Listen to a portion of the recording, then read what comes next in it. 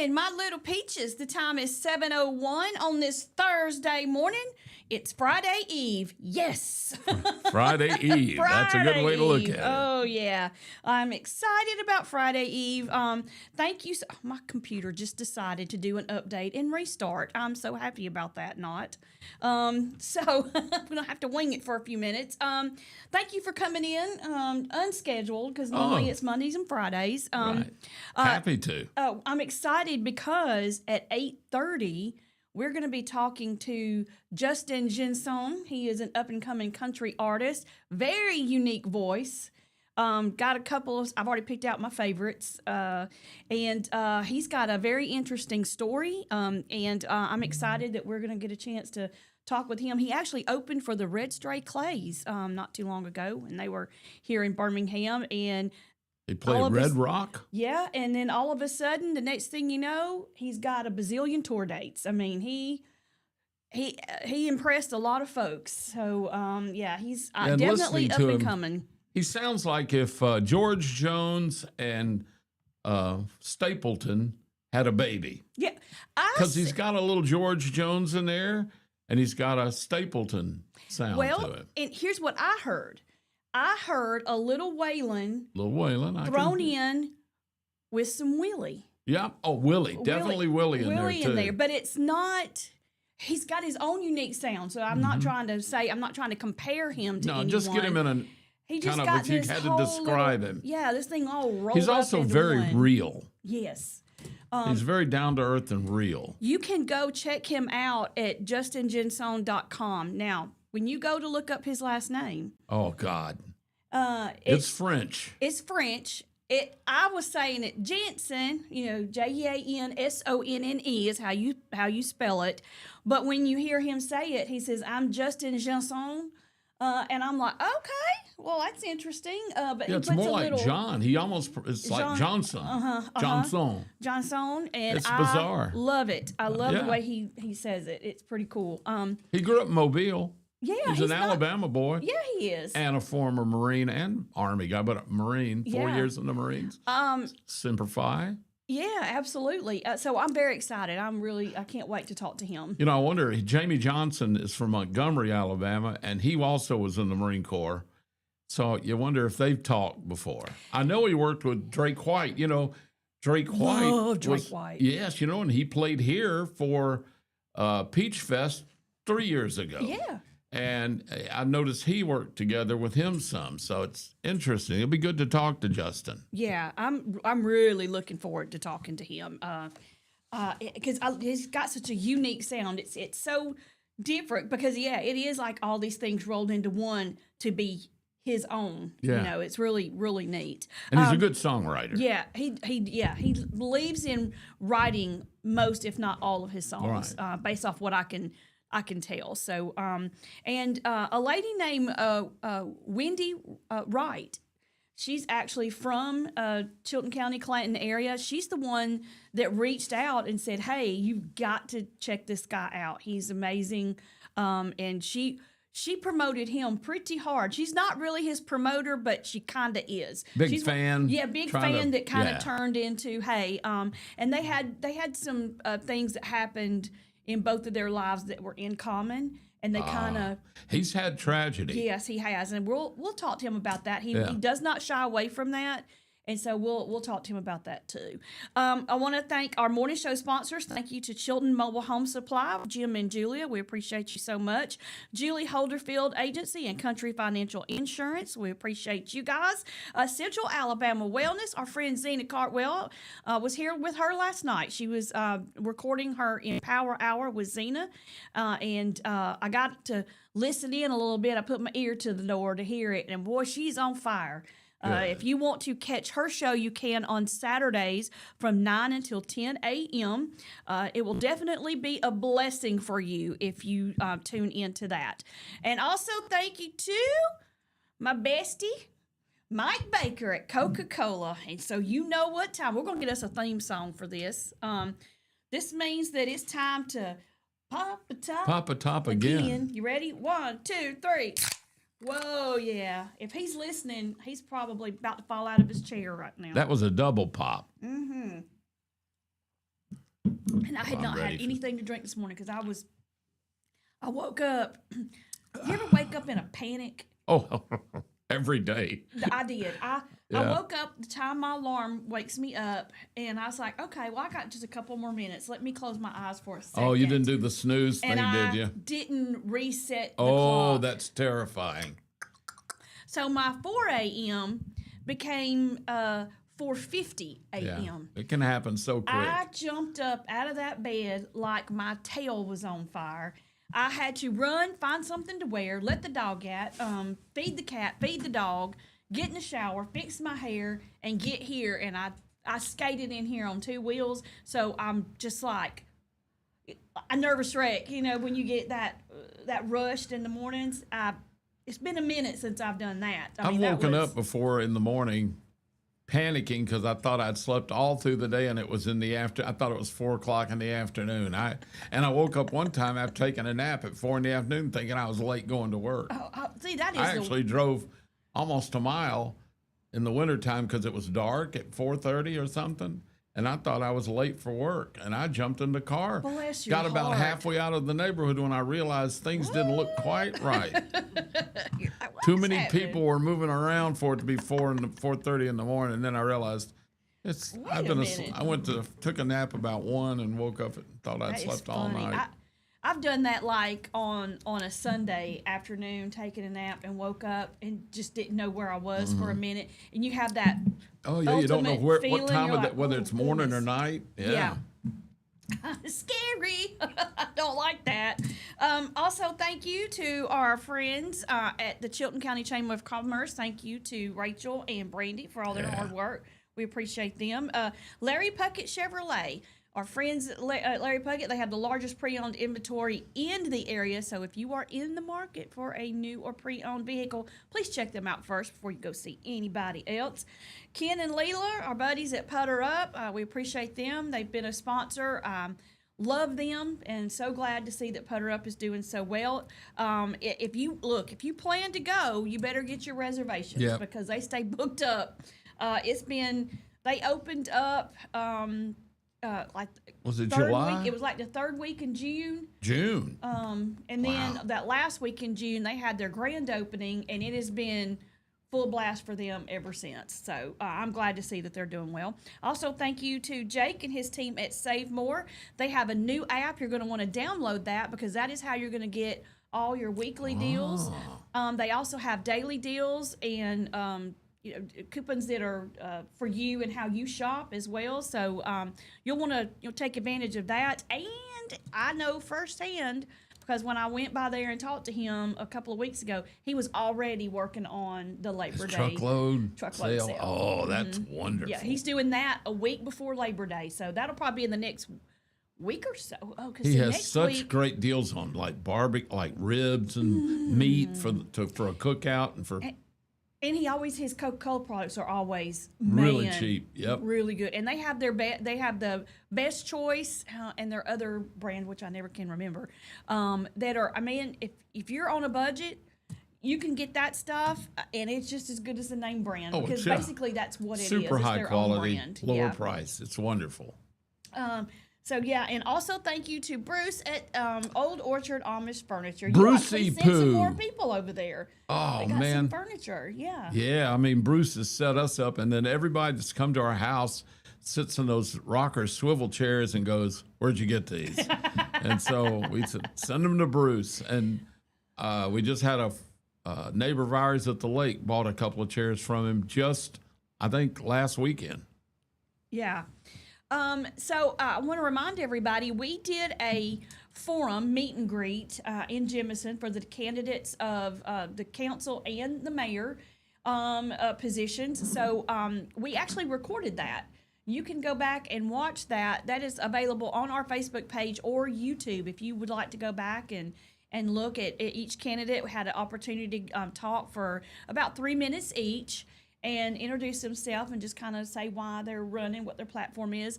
And then some of the candidates for the mayor drew questions that were pre-selected, and they answered those questions as well. So I think it was a standing room only.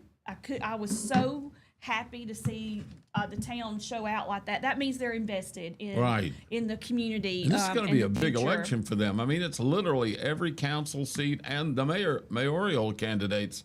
That's a big thing to have to consider, all these different people. Yeah. And so I feel like I said yesterday, I would not want to be a citizen in Jemison. And here's the thing. When it's a small community like that and everybody knows each other, it's hard to make a decision, especially if you like everybody. Yeah, and you're that's like, true. I really like these people. They're not career politicians. They're just people who have an interest and are invested in their community and want to see good things. The mayor, he just decided not to go for re-election. He had been the mayor there for quite some time. What was his name? Baden Reed and Eddie Reed. He was the mayor there for 20-something years. Wow. And he decided that it was time for him to just retire and live the good life, fish or whatever else he wants to do. I can't imagine being a mayor that long. I know, that is a long time. It's a hard job because people are always after you for something. Exactly. I mean, there may be legitimate needs, but it's still somebody's. And then there's the ones that'll drive you crazy because their needs are personal, but maybe not legitimate. Well, and you just get tired. I'm sure he gets hammered for favors and needs and stuff that are kind of frivolous to everybody but the person wanting it. I think part of it is that a lot of folks don't know the difference in what is a county issue, a state issue, and what is a local municipality or city issue. Yeah. Or so they want things that they think that the mayor can just handle, and it doesn't work that way. And there's a lot of things that you have to write grants for.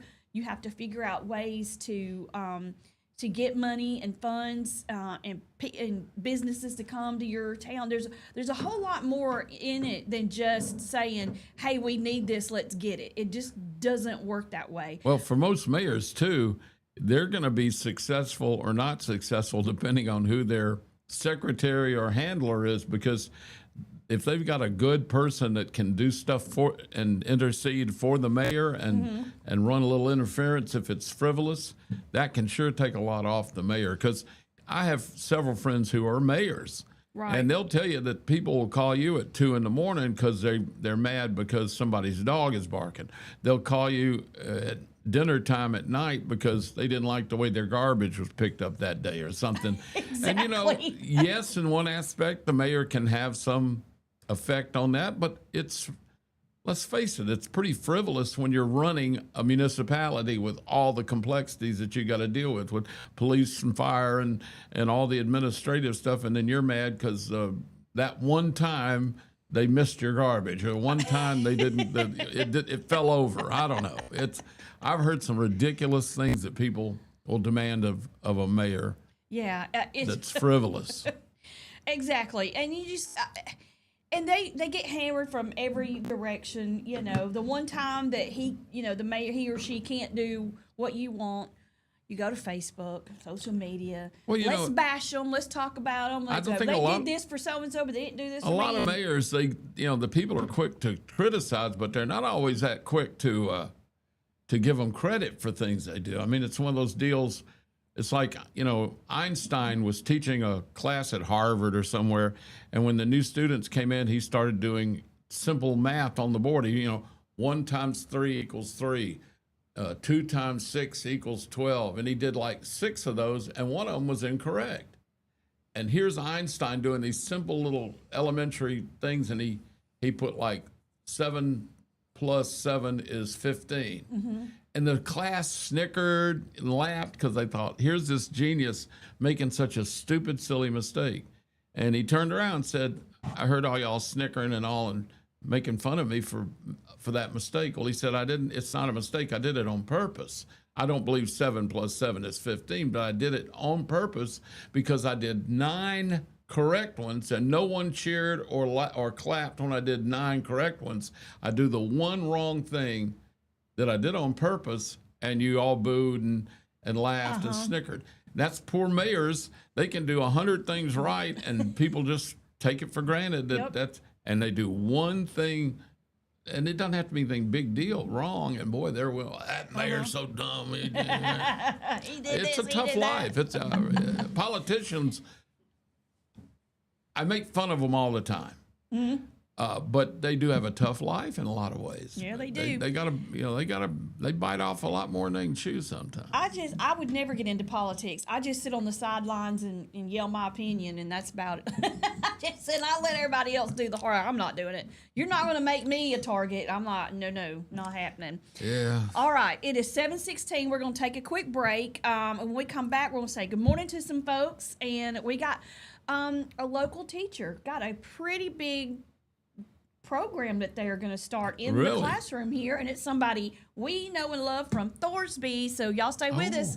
You're listening to Morning Mayhem here on Piper Peach Radio. Therese and Dollar Bill broadcasting live from the Clayton Tractor Studios. We'll be right back. Stay with us.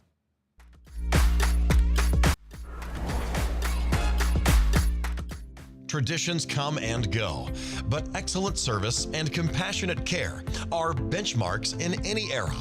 That's what Ellison Memorial Funeral Home is committed to providing you, whether through the pre-arrangement process or seeking services at your time of loss. Ellison Memorial offers a noticeable level of care and attention to detail. Others do not. So before making a decision based on yesterday's traditions, experience the Ellison difference when it comes to your loved one's final arrangements. You'll be glad you did. Call us today at 205-280-4600. Ellison Memorial Funeral Home, setting the new standard in local funeral service excellence. We are always here when you need us. Chilton Mobile Home Parts and Supply is your go-to destination for top quality mobile home parts and supplies in Clanton, Alabama. Conveniently located at 14023 County Road 29, just 3 miles east of Thorsby. We offer a diverse inventory, including underpinning, doors, windows, faucets, tubs, setup supplies, and more. Our commitment to quality ensures you'll find the best solutions for your mobile home needs. Upgrade your space with stylish doors and windows. Enhance functionality with top-notch faucets and tubs. All conveniently available in one place. Visit us today or call 205-646-1949. Transform your mobile home with Chilton, where quality meets convenience. The Dive Cajun Restaurant is now open, located just off exit 205 in Clanton.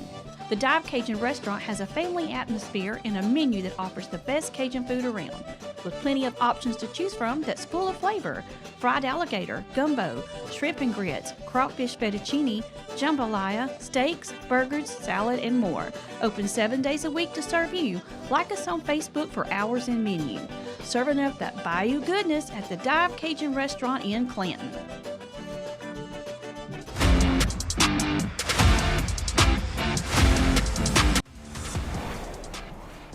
We are back. The time is 7:19. You're listening to Morning Mayhem here on Piper Beach Radio. Want to say good morning to some folks. Good morning to Ricky. He says good morning to Therese and the legend. He's talking about you, by the way. Oh, I was going to say the legendary grape. Yeah, we call him affectionately our field reporter. He sends me so much stuff to talk about, I can't get to it all. It's like there's no way I'll get to all that stuff. Foreign correspondent from Gardendale. Yes. Good morning to Miss Wendy Wright. She is actually the one who got us in touch with Justin and how we are able to have him on this morning. So thank you, Wendy. I can't wait to talk to him. Yeah, I talked to her for a long time yesterday, and I was glad I got to. Also, thank you to my pumpkin for listening, and good morning to Mike. He said he has the sounds of us opening up an ice-cold Coca-Cola and sounds of waves at the same time, and it doesn't get any better than that. I'm actually jealous right now. I haven't been to the beach in so long. It's been a really long time. He's at the beach right now? Yeah, Santa Rosa. He's on 30A. Punk. I hadn't been down there in a year, maybe a year and a half. Oh gosh. Well, that's sooner than I've been. I haven't been to the beach in about 4 years, 5 years. Really? I know. Oh, that's making me sad. Yeah, I got spoiled for years when I was flying we would sometimes just decide at 11 o'clock after I got off the air and I'd go down to the airport, Shelby County Airport. We'd say, let's go down to the Gulf Shores for lunch. And we'd get in the plane and, an hour later we were landing and less than an hour. And we'd be eating seafood by 1 and back home by 3. You are kidding me. No, it's great. And that was in a stupid little Cessna. It wasn't even like a fancy fast airplane. So it takes you an hour to get there? Depending on what you're flying, sometimes less. Really? Yeah. So in less time that I could go from where I used to live in Odenville to here, I could be in Gulf Shores if I flew on that plane. Yeah, maybe an hour and a half. I cannot believe that. I know one time now, my dad and I decided we were going to fly down to Defuniak Springs in Florida. So because they had a Brazilian couple that had a restaurant on the field that had Brazilian food that was phenomenal. Really? So we could fly down to Defuniak Springs, land there, walk over to the restaurant, eat a wonderful meal, walk across the street to the service station right across the street from the airport and buy lottery tickets and then get back in the plane and drive home, And we did it many times. So one time we didn't own a plane. We rented all the time. So we went to rent an airplane, and it just happened that the only one they had available was this little Cessna 150, which is an old, very small airplane. As airplanes go, it's pretty much like the MGB. I mean, it's a... Dad and I were like hugged up next to. We had to fly with one hand and our arm around each other because we were packed in this little plane. It also had what they call a climb prop on it, which means you couldn't go real fast. You could get off the ground quick, but you couldn't cruise real fast. And I remember it seemed awfully long before we got, usually takes you like 12 minutes or so to get from Shelby County Airport to Montgomery, maybe 15 minutes, something. And I looked down on I-65. We were following I-65, and trucks were passing us. We had a headwind and this stupid little tiny Cessna with this climb prop. We weren't going 55 miles an hour down the... Mary Lawson. Mary's calling. Put her on air. Huh? My gosh, put her on air. Let's do it. All right. Interrupt. We're going to do this. Hello? Yes? Are you okay? Of course I'm okay. Why? Well, it's 7:30 and you're not on yet. Oh, we are. You just don't have us. Actually, you're on air right now, Mary. Don't cuss. You're live on the air right now. Get off the phone. Bye. Poor Mary. When she first started trying to stream us, she would sometimes hear us but couldn't see us. And then she got that worked out so she could see us, but she couldn't hear us. Then one day, remember, she called because she was worried because she thought I'd changed color of shirts and wanted to know why I'd changed shirts in the car. She's like, he left and she was watching a show from last week. She didn't even know. She's like, am I crazy? Because he left out of here in one shirt and he's wearing another. And I was like, what are you talking about? I know. Well, now she thinks I didn't make it here. I'm still in the donut shop, Mary. Oh, God, she's going to murder you when you get home for doing that to her. Well, I mean, come on. It's like, if you tee me up, I got to drive, I've got to take a whack. If you tee my ball up, I'm going to whack it. That's hilarious. Yes. Anyway, so, yeah, sometimes you don't always get to depending on what you're flying. It took us like 2.5 hours to get to Gulf Shores. But the nice thing is we had a tailwind coming back, and we were back in like 45 minutes, so it was crazy. But you said trucks were passing you. That's hilarious. It is. I looked down, and even the slow trucks were like going a little faster than we were. Oh, my God. I was like, Dad, we're never going to, this is going to take all day. And, of course, the longer it takes, the longer you're flying, the more money you're spending in gas. Well, so, I was going to ask that. Was going to be my question, is that when you do that, how much money in fuel are you burning? Let me tell you what they call it. When you go to another airport or another little city, even close by, to get a hamburger at a restaurant, it's called the $100 hamburger. Now it's called the $300 hamburger, because that is the problem. When we used to fly to Gulf Shores in like a 182, which is a bigger airplane, faster, it's great. but it also cost us, a couple of $100 in fuel. So now if it's just 2 of you in the plane, now that's $100 each for fuel. But if there's 4 of you or 5 of you in the airplane, now it's $18-20 fuel. So you play that game too. And then a little Cessna 150, you can barely get 2 adults in the thing, so sometimes you're by yourself, so you pay for the whole thing. You're like, sorry, I got to go solo. I don't have any room for anybody But else. It's the famous $100 hamburger run, no matter where you go. It's neat that you can do that. I'd be scared to death to do it, but Why? I would. You afraid of flying a little bit? Small airplane? I don't like flying at all. Oh, you don't? I probably should be more afraid of flying a big plane than a little one, but I'd be more afraid of a small one. I always used to tell people that were a little anxious about, especially some people who will happily get on a big plane, were always scared to get in a little airplane. Yeah. And I tell them, I say it's the difference between getting on an ocean liner and getting in a dinghy. You do feel, in a little small boat, you're going to feel all the waves, you're going to bounce, but that's kind of the beauty of it. You actually feel connected to the ocean. It's exhilarating. That's true. Yeah. Because you don't fly if as high as a big plane. Legally, most small planes can't go over 10,000 feet. Yeah, so you can really kind of look down and below and see stuff. 3,000 feet. That's nothing. 3,000 feet from here to, just down the road a little ways. You think about it. So it's not bad at all, and you're going slower. So one of my favorite planes was what they called a Piper Cub, and it's a little plane, little yellow, always this. They call Cub Yellow, little high wing airplane, holds 2 people, and it flies at like 70 miles an hour, 80 miles an hour. That's it. Right. I mean, that's maximum speed. So you put the windows and the doors open and all that stuff because it's like riding in a convertible, and you can just putter along and you can go down and be just a few hundred feet over the cows and watch the cows in a field and follow a stream or a river, go out over a lake. And you're going you're going slower than you drive on the interstate in a car. And it is the joy of just flying. And the thing you can land it almost in a backyard. These little small airplanes, people think they're really safe. You got to wonder about the quality of the pilots, but the planes are safe. The planes are great. Now, is there a different pilot's license in flying a small plane like that and flying a commercial airline? So when you fly any airplane, like for instance, your first time you get a license to fly, it's for single engine aircraft. So you only can fly a 1-engine small aircraft. That's what that original thing gets you. Single engine land, they call it. Then you can fly with an instructor and you can build what they call ratings.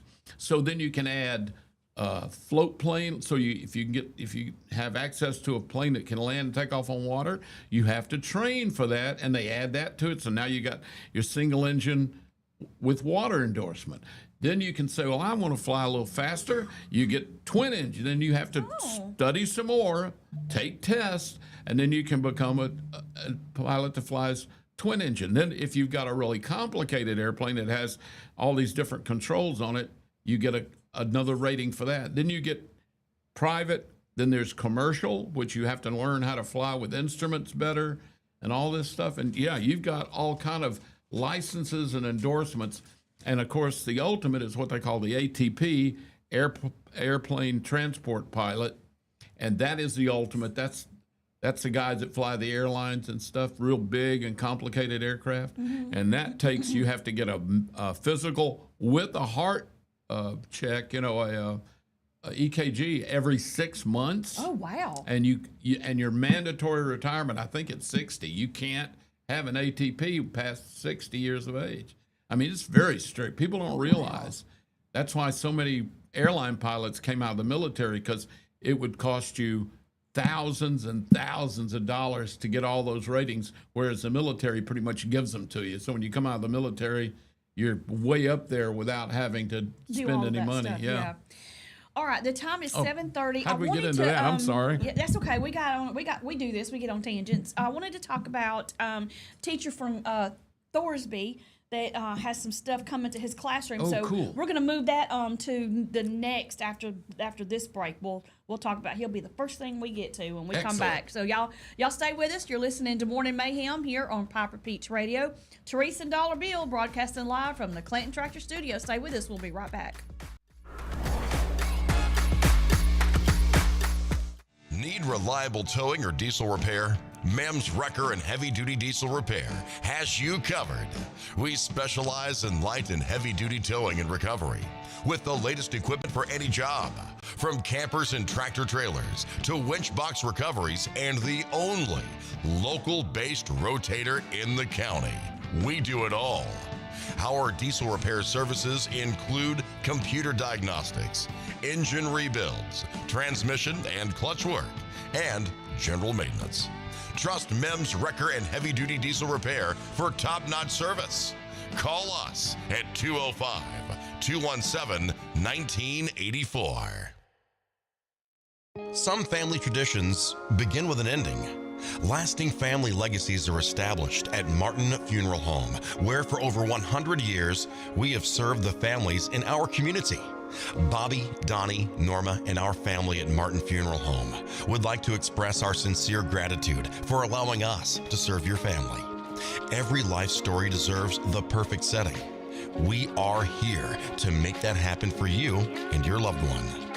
We offer traditional funeral home services, and we are now excited to be the home of the first crematory in Clanton, Alabama. Our goal is to serve our families no matter what their needs are. Martin Funeral Home, serving Chilton County since 1921. Please give us a call at 205-755-3550. Universal Heights Academy is now enrolling for the following programs: aesthetics, manicurist, waxing, cosmetology, barbering, and the instructor crossover program. We are offering small class sizes for more personalized instruction. Hybrid and online classes are also available. Find us on Facebook or visit uhaway.com for more information on our discounted enrollment rates. Your rewarding career starts with Universal Heights Academy. Curvy Girls Boutique, created by a plus-size woman for plus-size women. We offer cute, comfortable, and affordable clothing in sizes 1X to 4X, including dresses, sets, swimsuits, jewelry, bags, and more. Our fabrics are soft, durable, and perfect for everyday wear. Shop online at curvy-girls-boutique.com or follow us on Facebook. Curvy Girls Boutique. Embrace your curves and feel confident every day.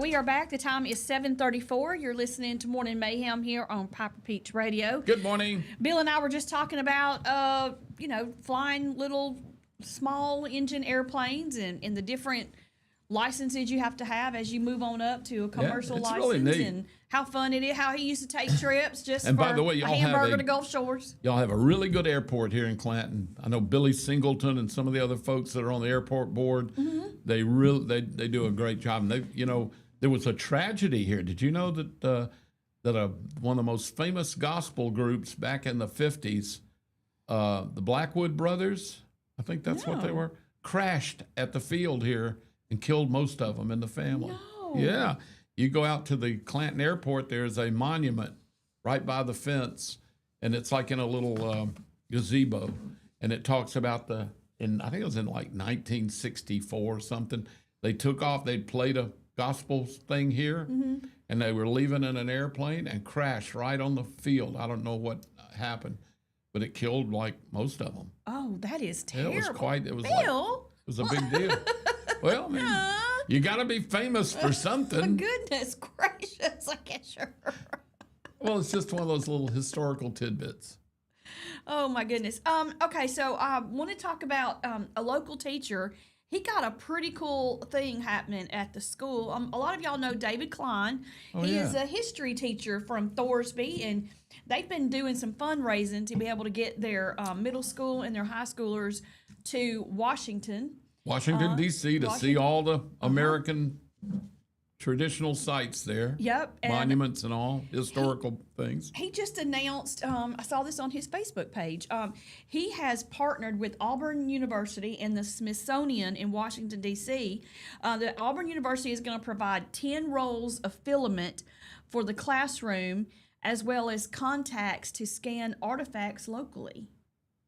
That Really? is pretty cool. Yeah.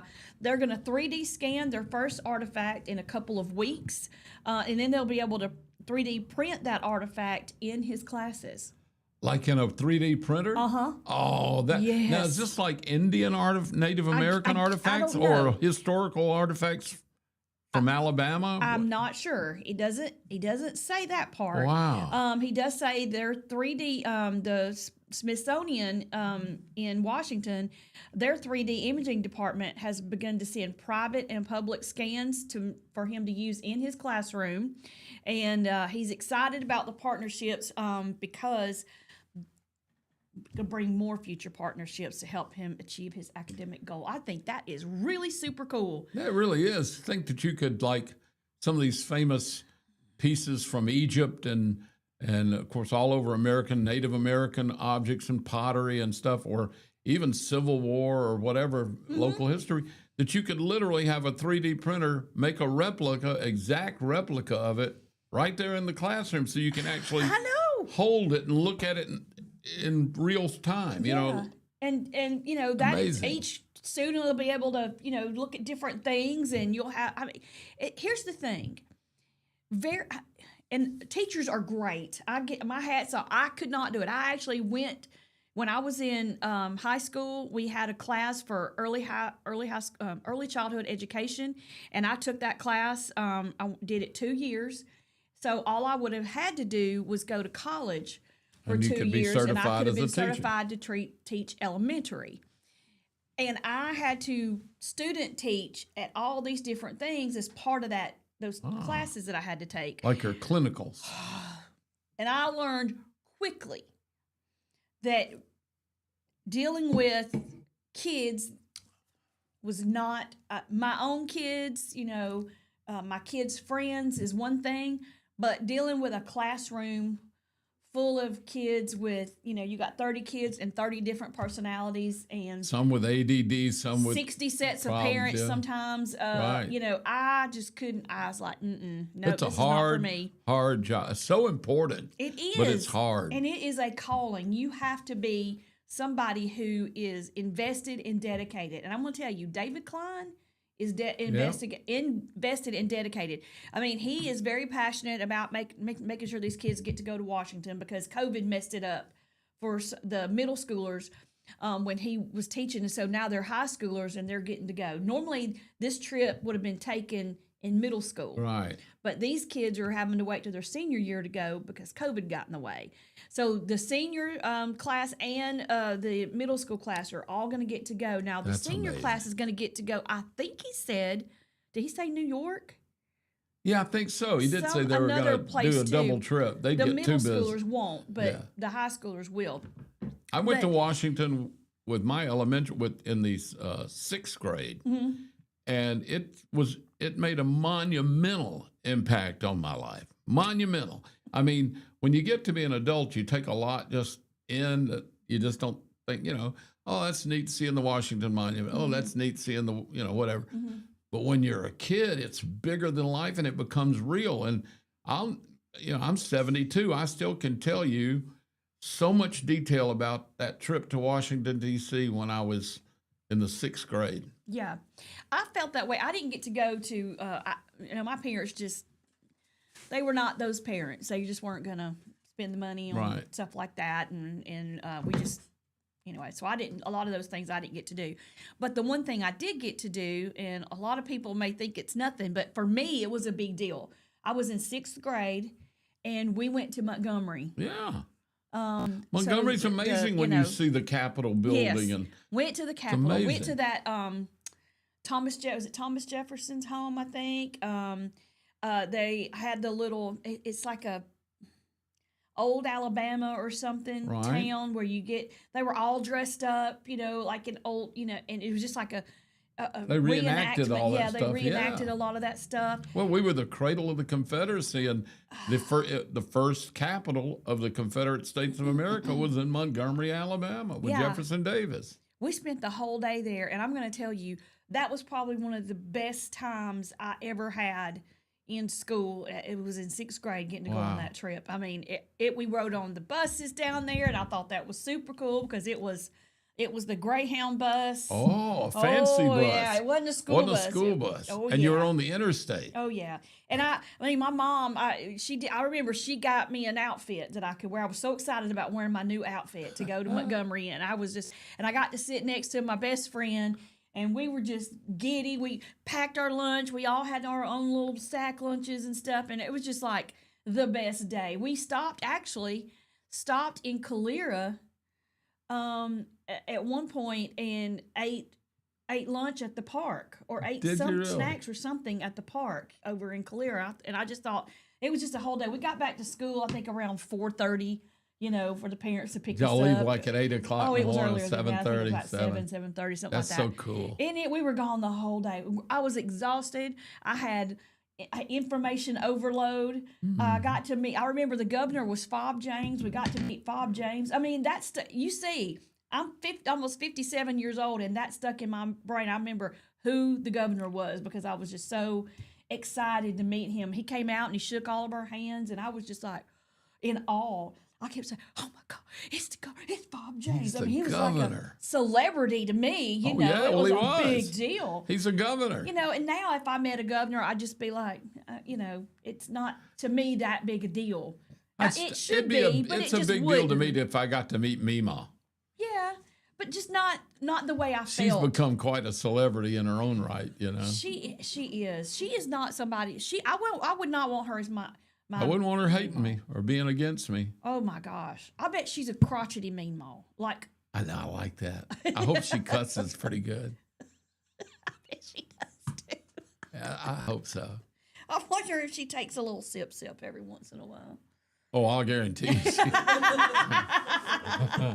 I don't know, but my intuition is. And I feel like she's not I don't think she's a dainty drinker. I think she's one of those that will knock it back. Bourbon or Jack Daniels or something like that. Yeah. Just give her a glass, Not a frou-frou drink. No.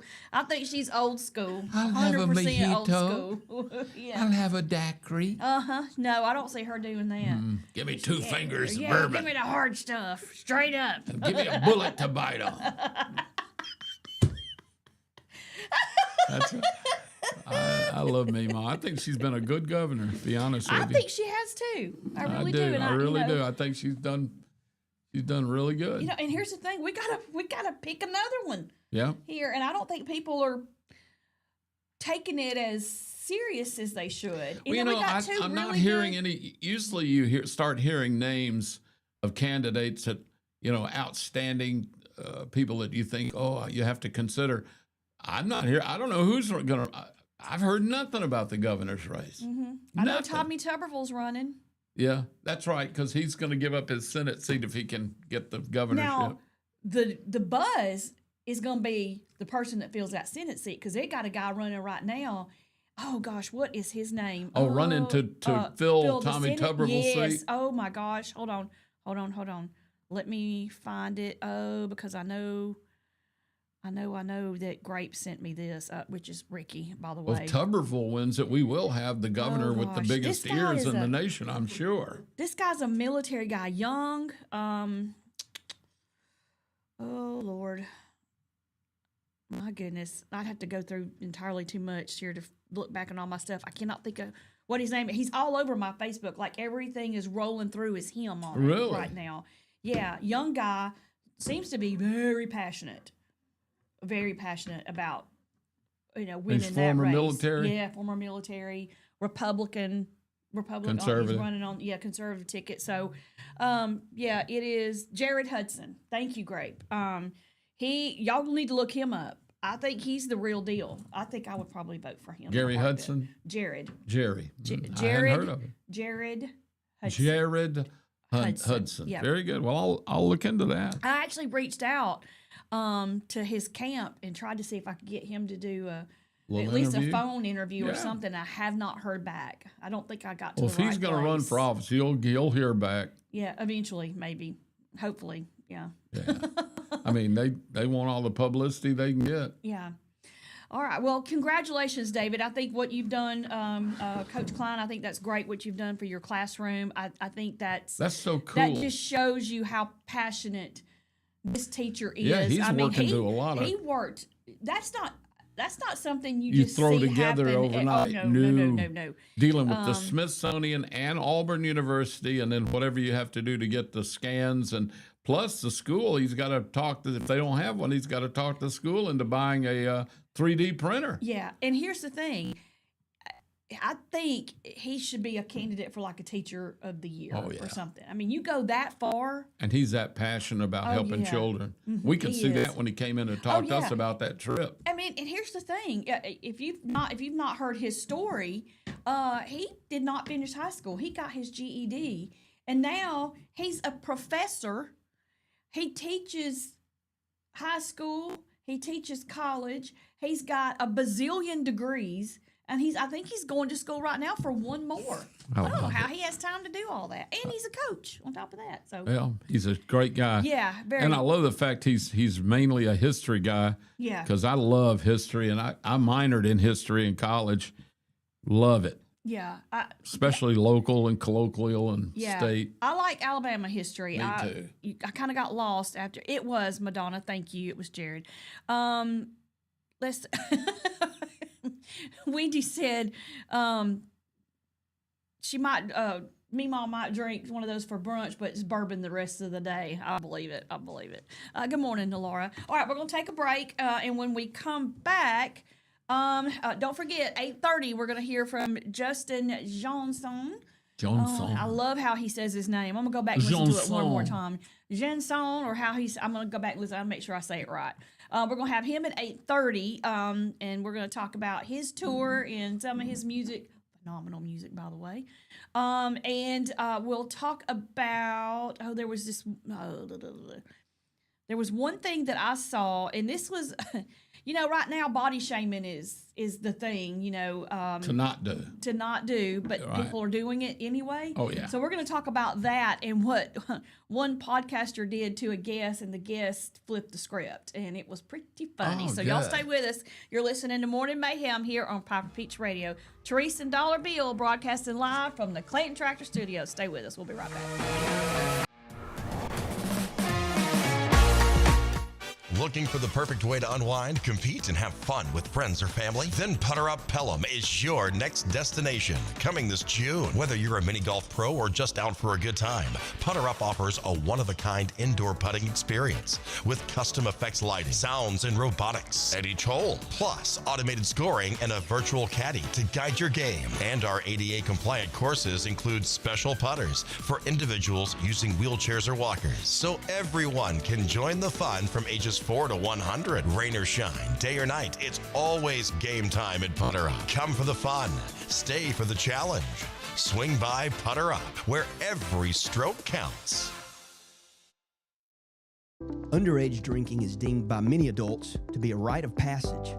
Parents who host parties for youth may think they are being protective, but they are actually putting their youth at risk of physical and social consequences. Know the truth. Underage drinking and social hosting is a bad mix. For more information, contact Central Alabama Wellness, 205-651-0077, or visit centralalabamawellness.org. Traditions come and go, but excellent service and compassionate care are benchmarks in any era. That's what Ellison Memorial Funeral Home is committed to providing you, whether through the pre-arrangement process or seeking services at your time of loss. Ellison Memorial offers a noticeable level of care and attention to detail. Others do not. So before making a decision based on yesterday's traditions, experience the Ellison difference when it comes to your loved one's final arrangements. You'll be glad you did. Call us today at 205-280-4600. Ellison Memorial Funeral Home, setting the new standard in local funeral service excellence. We are always here when you need us.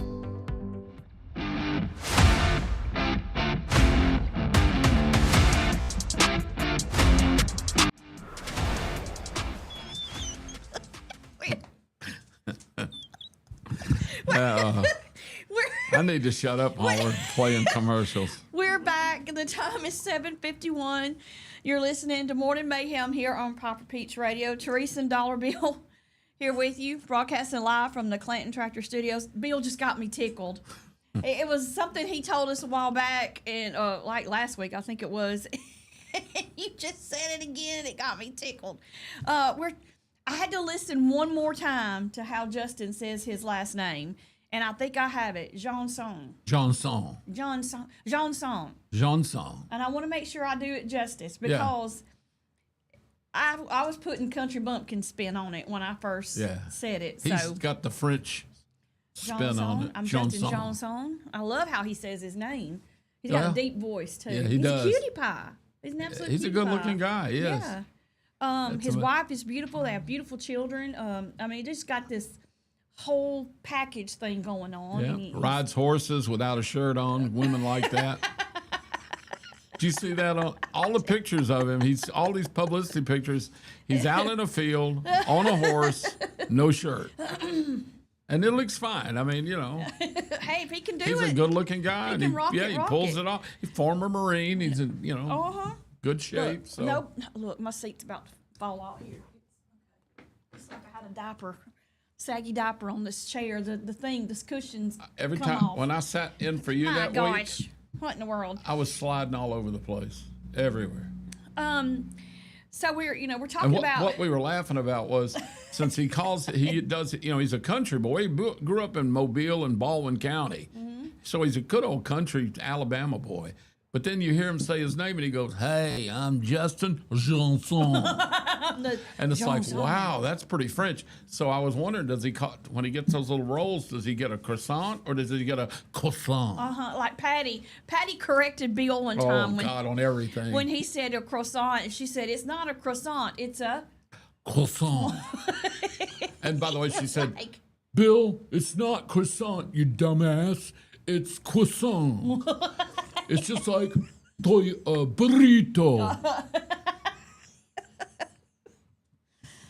She was bougie to an extent. Was she ever? She was boozy and bougie.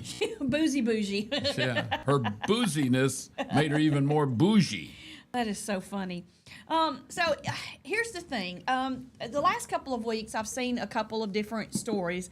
And the reason I'm bringing this up is because it kind of, a script got flipped a little bit. So I can't remember if you were here when we talked about the lady that worked for a Toyota dealership, and they made her go home and change because they said that her skirt was too short. And it wasn't. It was perfectly fine. It was, a little bit longer than mid-thigh. She's got really long legs, so she's got more distance to cover than I do. She's long-legged, so she was showing a lot of leg. Yeah, but it wasn't that high. It wasn't that high. Yeah. She had on a button-down shirt that had the Toyota thing on it, and they were saying, and she was wearing flat shoes, and they were saying she was dressed inappropriately, that her skirt didn't fit her like it needed to, and they kept sending her home. She's like, "This is what I have to wear. This is how these type skirts are going to fit on me. I don't know what else you want me to do." And it just made her life miserable. She ended up leaving the dealership. Well, then the first day of school, there was a teacher that they took a picture of her. She's dressed beautiful as far as I'm concerned. She's got a long sleeve button-down shirt. It is not low cut. She's got on a pencil skirt. It is a beige pencil skirt. It goes well below the knee, like way below the knee. But it's a little snug, but it's because she's got assets, if you get my drift. She's a full-figured woman. She is. She's small, but she's full-figured. She's got roundness. She's fluffy. Does. She's little got fluffy. some cushion back there. And they sent her home because they said she couldn't wear that to school because the boys wouldn't be able to pay attention. Now, well, that's okay. here's they got to the learn thing. everything in life. That is 2 times in a short period of time that a female has been shamed for her body shape, because the clothes were not the problem. Yeah, it was the body underneath it was the clothes. body underneath the clothes. And I think that is crappy because, I'm very modest. I don't wear low-cut stuff. I'm just that way. I've always been that way. My whole life I've been like that. Some of you who know me are saying, I can't believe you just said that because of where you used to work. Because I used to work at a restaurant where we wore certain clothing. But I hated it. I hated wearing those clothes. Yeah. And I'm just not. But it helps the tips. Yeah, and it's just not something that I have ever been comfortable with. And I do not see anything wrong with what this girl has on at all. She looks beautiful. She's a beautiful lady. And to single her out like that because she has a nice figure, assets, that you can't cover that up. I mean, she would have to, she'd have to wear a toe stuff that's sack. too big, that is oversized, to be able to cover that up. And I just think that's wrong of the school district or the school or parents or other teachers who are jealous, making her feel bad about her body. And have you heard many stories about them sending a man home because he was inappropriately dressed? Well, let me tell you something about the little shorty shorts that our coaches used to wear. Right. I You mean, could see everything. Oh, heck. And I think they were proud of that. Yeah, I mean, what is happening right now? It bothers me that women are being made to feel this way. I don't understand that, because I've got a picture of her where you can see mostly the front, and then a picture you can see from the side. From the front, it looks great. It's when she moves to the side And she shows her assets. she's got that Jessica Rabbit figure. Yeah. And everybody's mad. I mean, I think I would. Hey, if I was They're taking this a stuff boy way too student, far. I'd be saying, leave her alone. Yeah. We had a lady, her name was Mrs. Barber.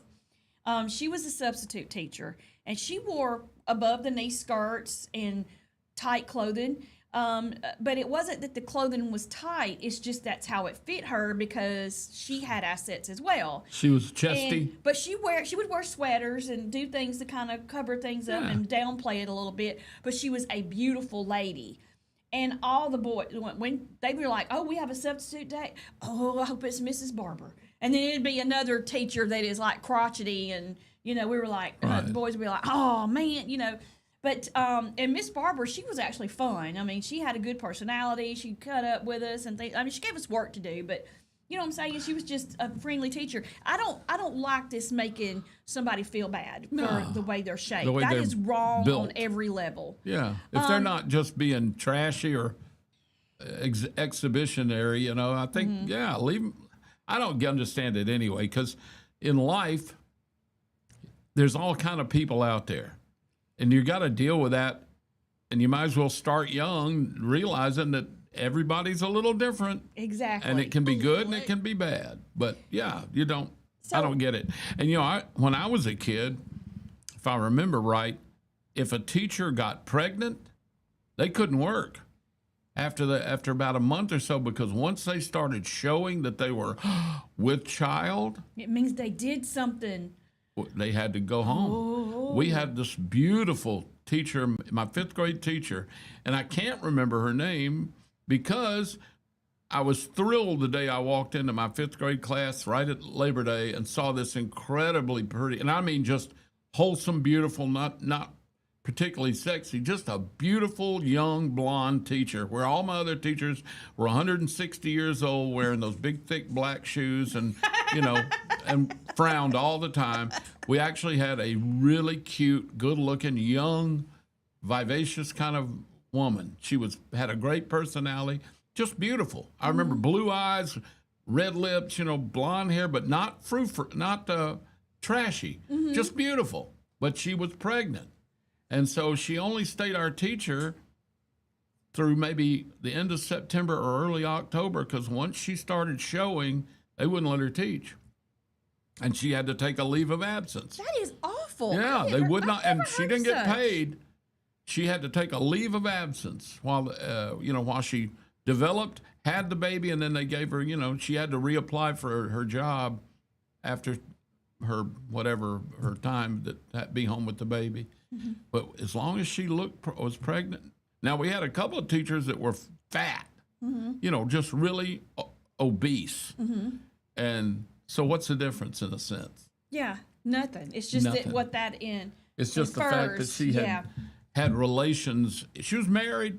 Everything was legit. It was phenomenal. On I Love Lucy, they had separate beds. Oh yeah. You couldn't show them in the same bed. I want to say one of the first shows to ever show them in the same bed was maybe like Brady Bunch and maybe a couple of those. But I can't who it was. And in the movies in the early days, if you did show a couple in bed, they both had to have one foot on the floor. Really? Mm-hmm. That guaranteed there was no innuendo of sexuality. That was part of the. Well, that's wild. It's crazy. It's time for us to take another break, but I want to play this real quick because, that body shaming is a real thing, and a lot of women. On the other side of that, they're like, don't body shame me because I'm full of figure. Don't do this, don't do that. Well, this one podcaster who, she wouldn't let somebody body shame her, but this is what she did to a male that was on her show. I'm gonna play it right now. This is what happened. Your mouth kind of reminds me of like a person from Whoville. Because your lip is not there. Well, I can't help that. No, you can't. But it's just like body shaming's fine until it's all about the weight, right? Goodness, here come the comments. Oh man, he nailed her. I've seen that bit. Now, the woman that's doing the podcast is a very full. She's not even full figured. She's actually heavy. She's actually obese. Mm-hmm. She's a pretty chunky, overweight. Young, not nice looking. Yeah, very pretty. She'd remind you of Lizzo. Mm-hmm. She's just a happy, overweight African-American woman who's proud of her body and proud of herself. And she should be. But That's she was making fun of this young man because she said she didn't like the way his mouth was. Like he couldn't help that. Yeah, she said, I don't like the way your mouth is shaped. And that's when he said, yeah, it's all about body shaming there's no body shaming till you get to the weight. Uh-huh. And then she had no look, and the camera looks at her, and she's looking at him like, I cannot believe you just said that. But it's true. It is true. You can't have it one way. You can't say, right. So I don't like that they're body shaming these women, but on the other side of that, body shaming, it's not a gender thing. No. It is in a sense. Women seem to be more victims of it because that society wants a woman that has this perfect figure, not too overdone and not too. Well, I don't know. Some of the models, they must not care about skinny, but men don't tend to have that because men don't really care. To be honest with you, you can body shame me I could care less. It doesn't hurt my feelings because I don't care.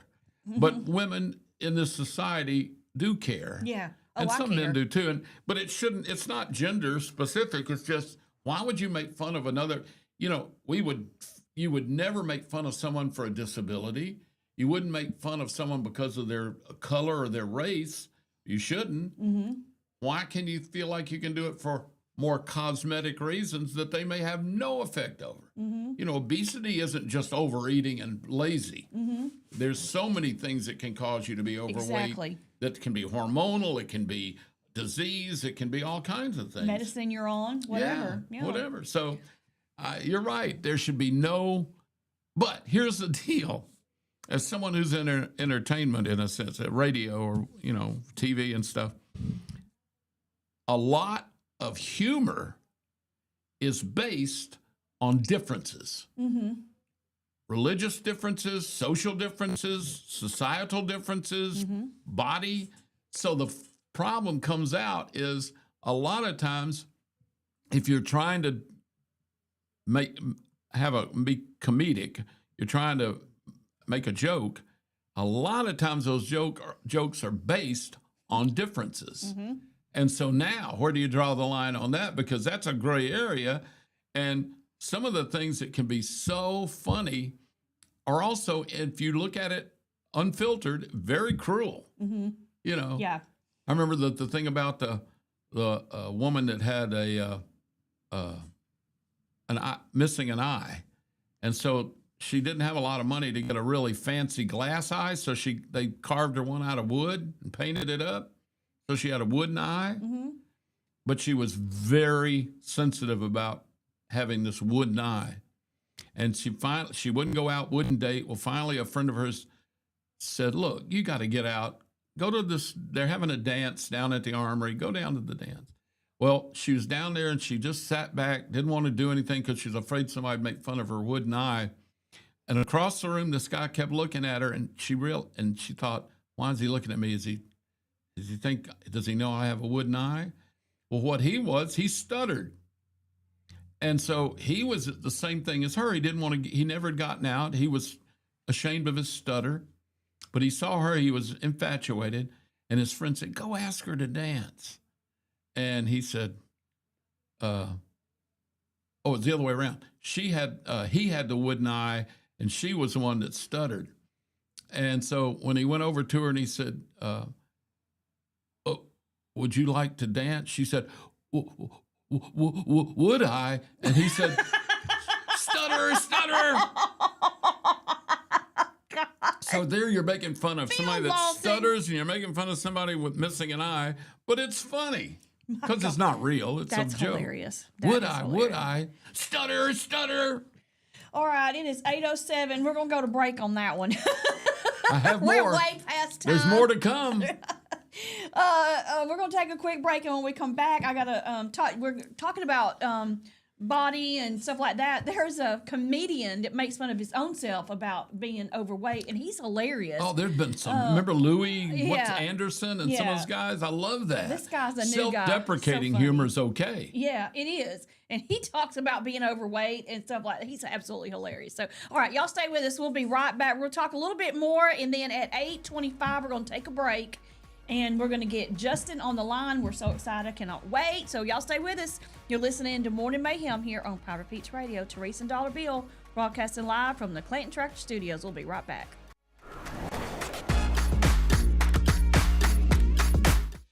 Chilton Mobile Home Parts and Supply is your go-to destination for top quality mobile home parts and supplies in Clanton, Alabama. Conveniently located at 14023 County Road 29, just 3 miles east of Thorsby. We offer a diverse inventory, including underpinning, doors, windows, faucets, tubs, setup supplies, and more. Our commitment to quality ensures you'll find the best solutions for your mobile home needs. Upgrade your space with stylish doors and windows. Enhance functionality with top-notch faucets and tubs. All conveniently available in one place. Visit us today or call 205-646-1949. Transform your mobile home with Chilton, where quality meets convenience. The Dive Cajun Restaurant is now open, located just off exit 205 in Clanton.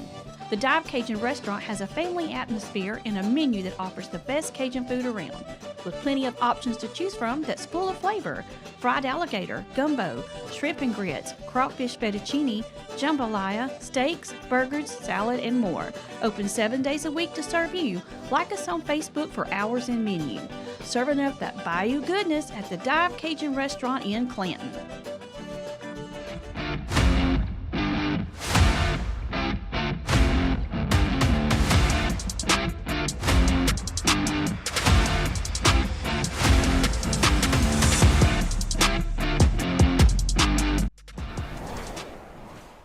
We are back. The time is 8:10. You're listening to Morning Mayhem here on Piper Peach Radio. Teresa and Dollar Bill here with you.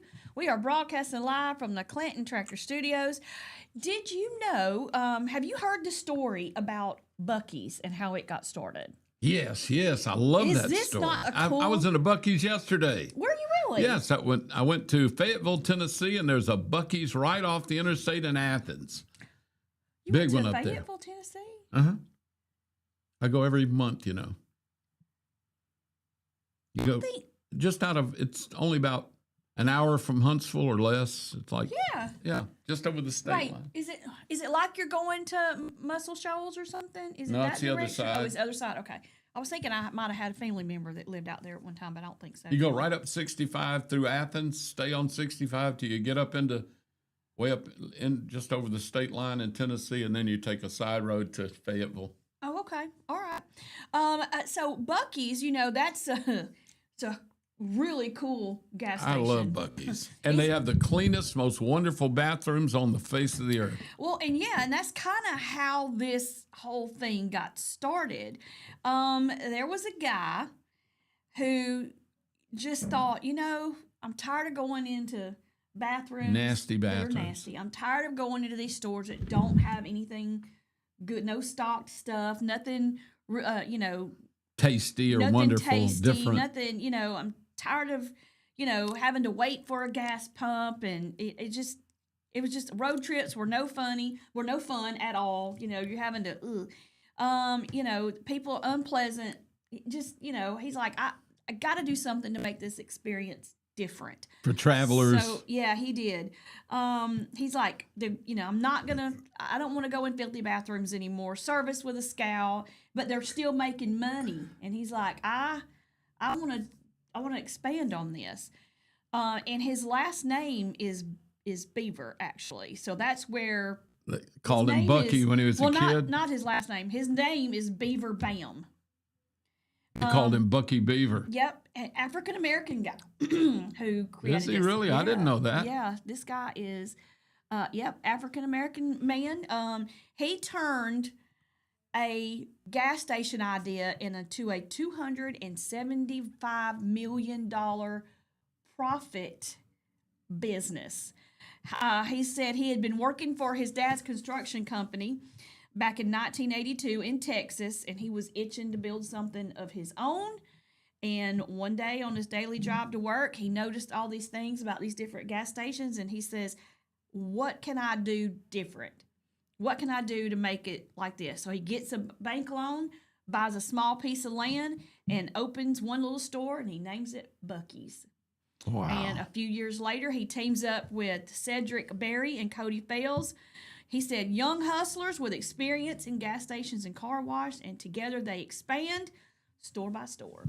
They have, I read not long ago, they have several world records. They have the world's longest car wash. And, really? Yes. And they have the world's biggest gas station. And, your trucks are not allowed. Yeah. I mean, big trucks, big rigs.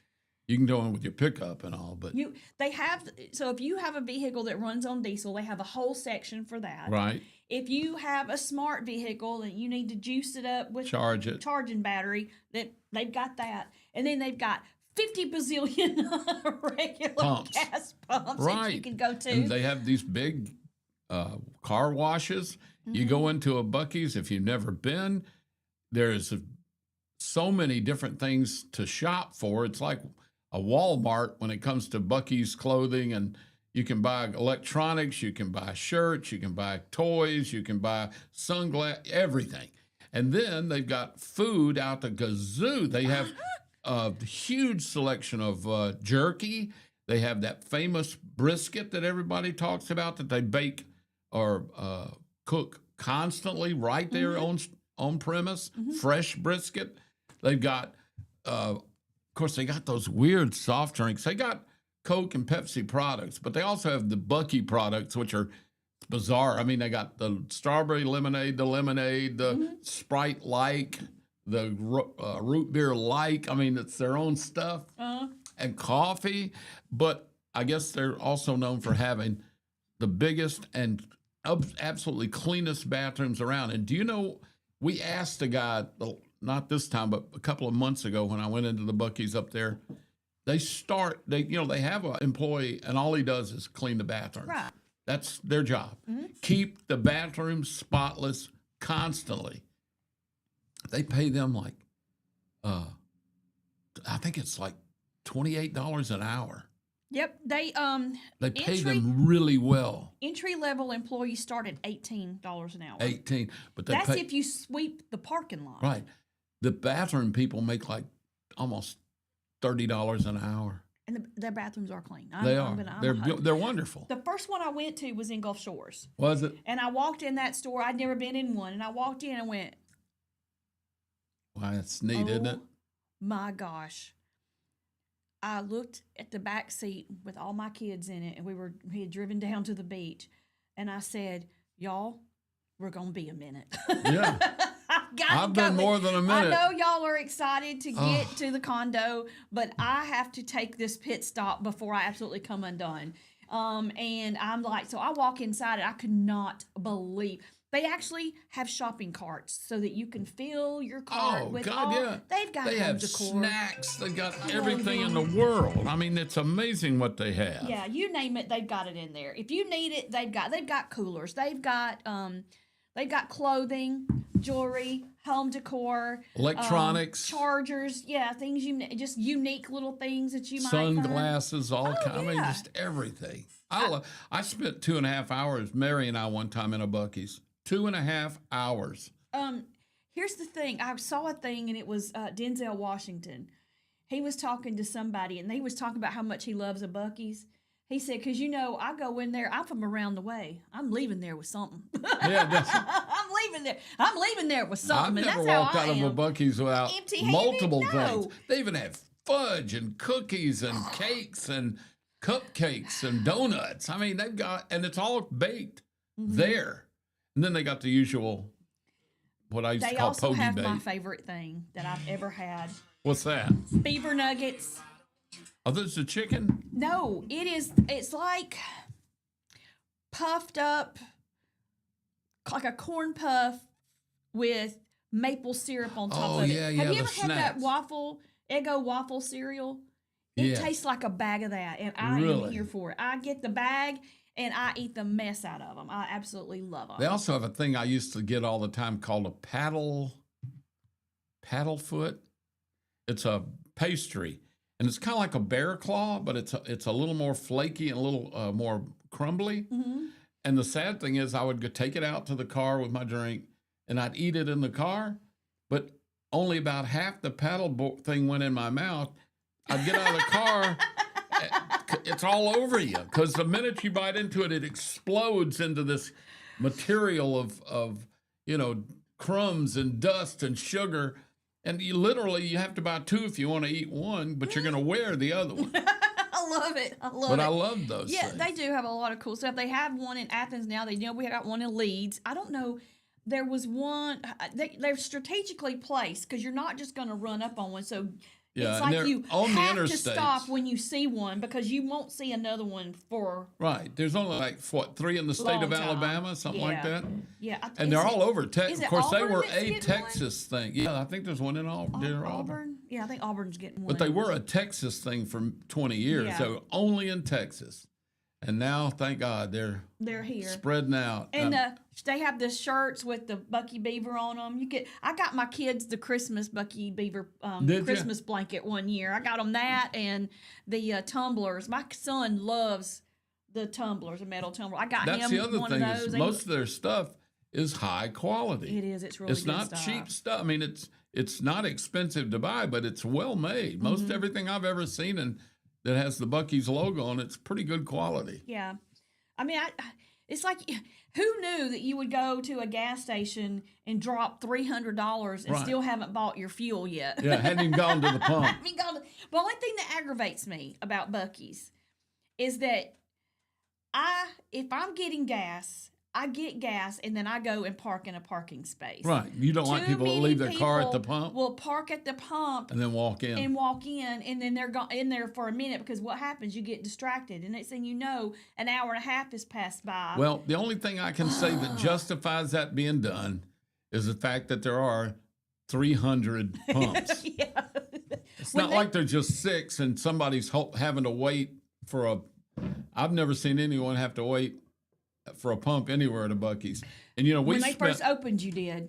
Yeah, that's true. When they're new, that's right. The one in Leeds. When they were the line, you just had to keep circling the parking lot until finally one opened up, and then you were fighting another car for it. I think that was the first one in Alabama, wasn't it? It was. It was. Yeah. Yeah. It's funny because when back, I guess it was a year and a half ago in April, when we had the solar eclipse of the sun, a Buc-ee's in Texas was dead in the center of the best thing for watching the complete total eclipse, and it lasting like 7 minutes, Oh, wow. Okay. So we went to Fort Worth to see Lucy and Ethel wanted to go out to Texas. So Mary and I went out to visit Croc and Jeanette, our friends in Fort Worth.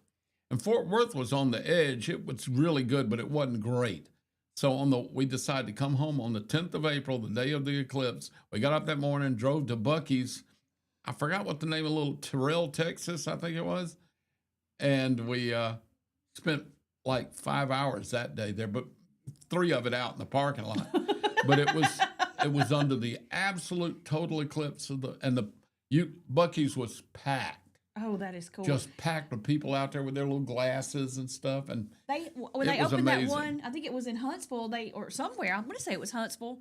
I think it was Keith Urban did like a surprise concert. It was at a Buc-ee's. I don't know if it was Huntsville. They let him cook bring up the brisket or something. Mm-hmm. They actually got him behind the thing and let him bake brisket sandwiches. That would be cool. I would love that. To have your lunch served by Keith Urban. I know.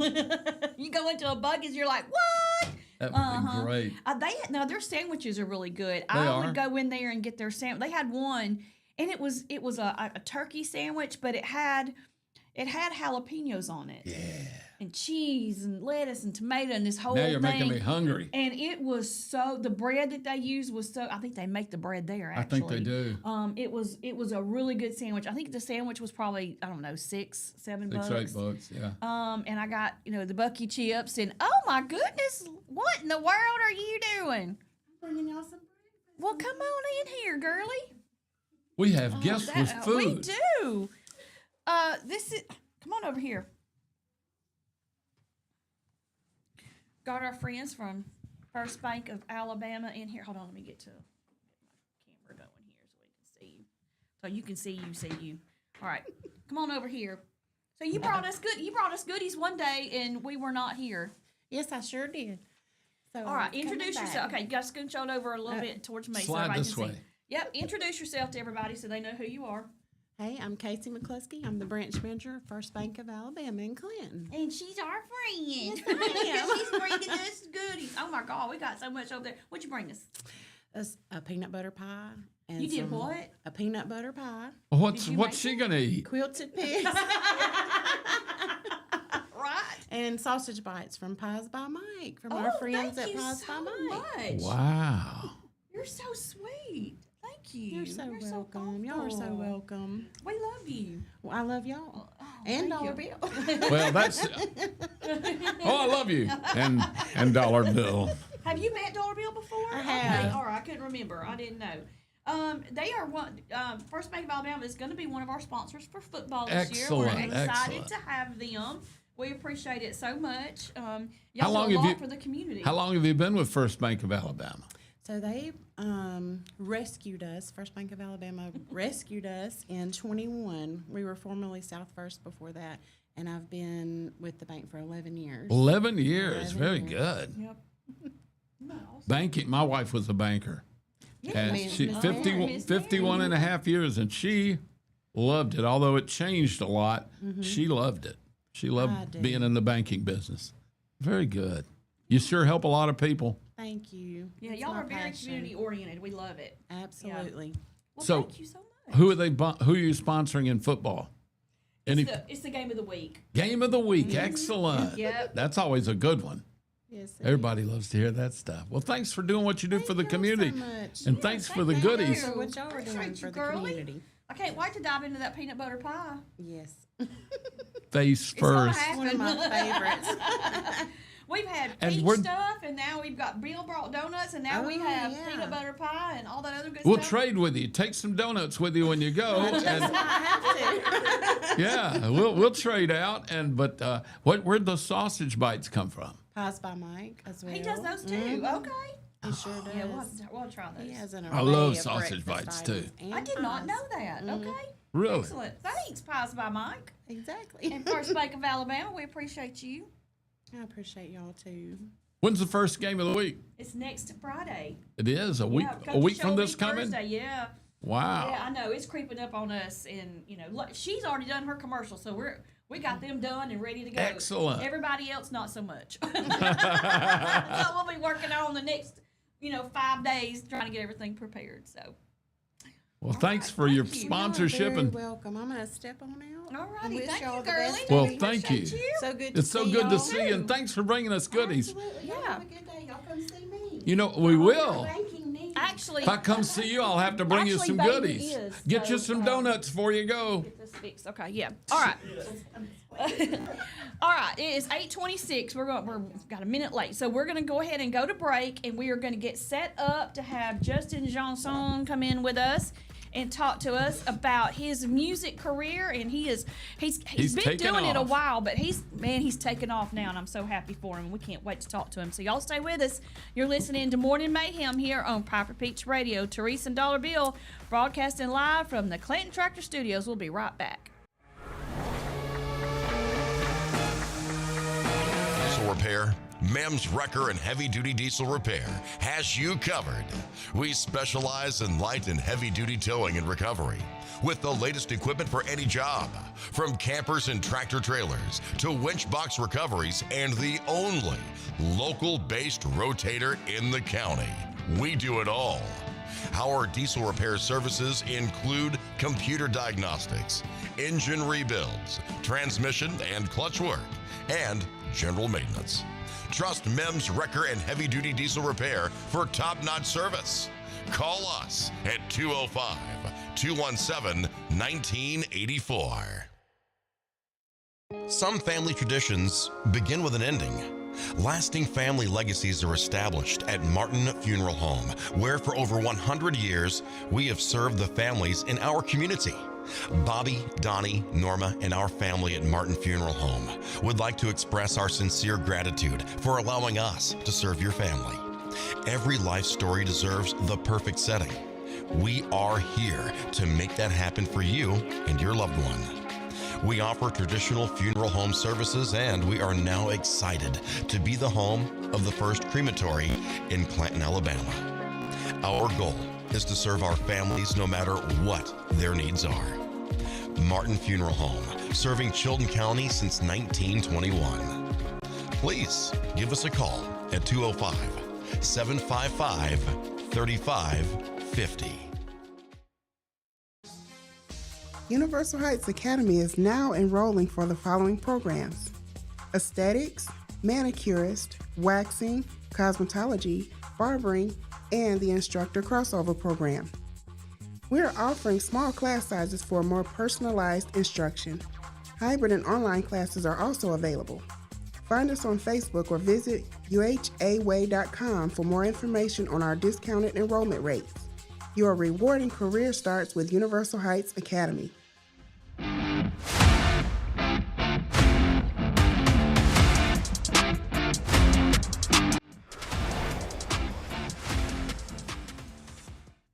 We are back. The time is 8:29. You're listening to Morning Mayhem here on Piper Peach Radio. Teresa and Dollar Bill here with you, broadcasting live from the Clanton Tractor Studios. And we do have on the line with us Justin Johnson, and I hope I did him justice with his last name, because I'm going to tell you, my country bumpkin spin on it about massacred it when I first said your name. Good morning, Justin. How are you? Good morning. I'm doing well. How are you? Turn it up. I can't hear it. I'm sorry. Hold on, Justin. We got to turn you up so Go we ahead. can Thank hear you, you. Justin. First of all, thank you for your service in the Marine Corps and the Army. Thank you for that. Yeah, thank y'all. Semper Fi. Absolutely, Simplify. Yeah. Okay. Yeah. There we go. Oh, yeah, that's good. Okay. We were having some audio issues there. We had to make sure we got you turned up. All right, Justin. So you've got big time on us all of a sudden. You opened up for the Red Stray Clays, and the next thing I know, you're all over the place. You're too busy. I have to carve out time to talk to you instead of getting you in studio. You've got new music, Cowboys of the Road. It came out on July the 3rd. And you've got your tour on the road to Red Rocks, where you'll be doing some more Red Stray Clay. So let's talk about your music and your tour and how this all got started and all that good stuff. Yeah. Well, I grew up with those boys actually, and I have spent quite a bit of time playing and picking guitars with them. So it's kind of coming full circle for all of us. But like family. Yes, absolutely. So y'all, So you knew them before. You played with them and grew up with them? the drummer's brother used to play piano for me. Really? And he passed away 3 years ago. Oh wow, Oh, that And was that Jake? and Jacob, yes, sir. Yeah. Wow. Yep. You wrote a song And about so we've Jake. kind of tied the knot together, as far as bands go, but they've kind of hit a level of explosion that, it's kind of hard to creep on their tail, but I'm working hard over here. Oh, listen, you're doing great, and I got to tell you, Justin, I listened to all your stuff, and to me, what you're doing is like a miracle. Anybody, a lot of people can sing, but when you can write a song, you can create a song that didn't exist before out of nothingness, and there's this wonderful song that touches people's hearts or goes right to their souls. That is a miracle to me, and your songwriting is wonderful. Well, thank you. I definitely think there's a resurgence of authentic music coming. I'm so glad too. Your voice is something to be reckoned with. It's so unique. I've never heard anything like it. It's like we were sitting here trying to maybe compare you to some folks, and we can, but you still have your own sound, your own totally unique. I mean, it's like, well, we hear a little bit of Garth, or we hear a little bit of Willie, or a little bit of George Jones, a little bit of Waylon. It's like you're just this one big country lineup all rolled into one, and you've just got such a unique sound to your music. I love Honky Tonk Heaven, and I love Holding My Baby. Talk about, if you would, talk about Holding My Baby, that song. I know it has some special meaning for you. If you don't mind, I'd like for you to tell our audience what that song's about, because it's not what a lot of people think. Yeah. Well, 2 years ago, my son passed away in a tragic accident.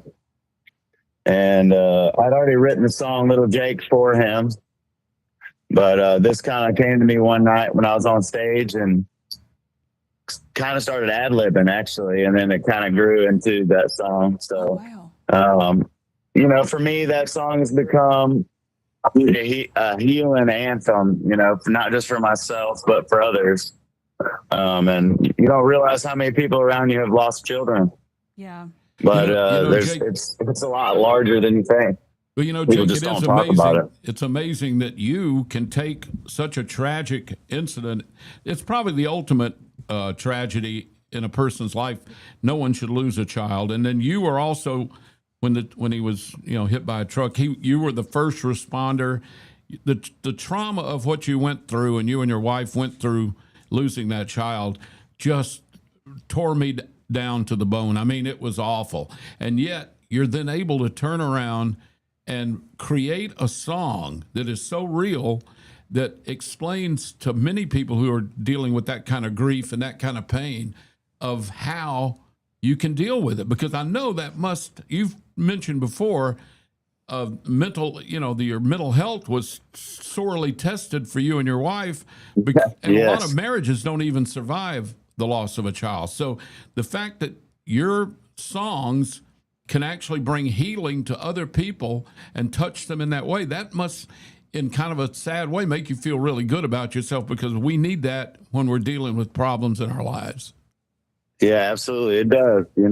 I have people that have never heard the song kind of fight their way to the front of the stage and put their hands in there and got tears in their eyes. And, it's powerful. Boy, it is. It's probably once a night at the merch table or somewhere at a show where, someone comes to me to share their story, and, it's touching and it's powerful. It is powerful, very powerful. And Justin, you do a lot of advocacy for mental health, child loss, and grief. Talk about that a little bit. I know you do it through your music, but what other ways as well?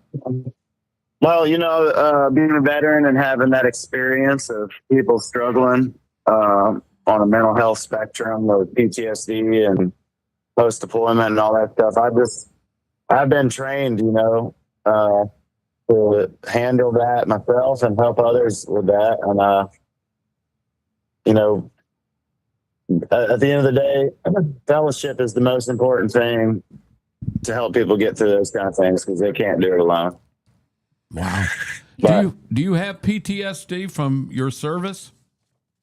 Yes, sir. I'm 40% disabled, but let's back over there. Well, listen, I got to tell you, Justin, it takes guts to admit to the world, all of us, nobody wants to admit problems or what we perceive as weaknesses or troubles.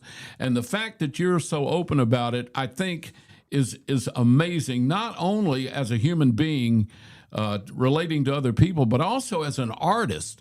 Does the fact that you've dealt with you've had a lot of trauma in your life and you're still really young. How's that affected your songwriting and your performances? Well, I think it's maybe take them a little more seriously, when it's about something that's serious. And it's not all fun and games, but it is, it's about helping people heal through and enjoying the music. And it's been really easy to take that and kind of put it into my songwriting. Yeah, your music is amazing. How did you come about that whole creative way that you do, like your songs, your tone, your sound, all of that? I heard where you in that interview where you said you kind of attributed getting the love of country music from your dad, but how did you realize that you had this whole unique sound, and how do you kind of put that into your music? That's just so neat. Is it just something you feel? You just kind of instinct do it? Who were your influences maybe outside? Well, I grew up listening to a lot of Merle Haggard and Willie Nelson. Yeah. And but didn't you say your dad was more of a rock and roll? He was. He listened to 70s and 80s rock.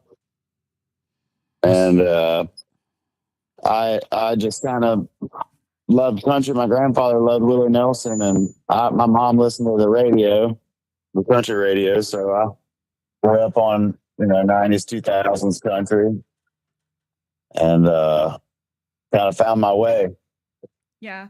What was your first live show like? Because I know you probably had to play in some honking tonks. What was your first live show with a big audience?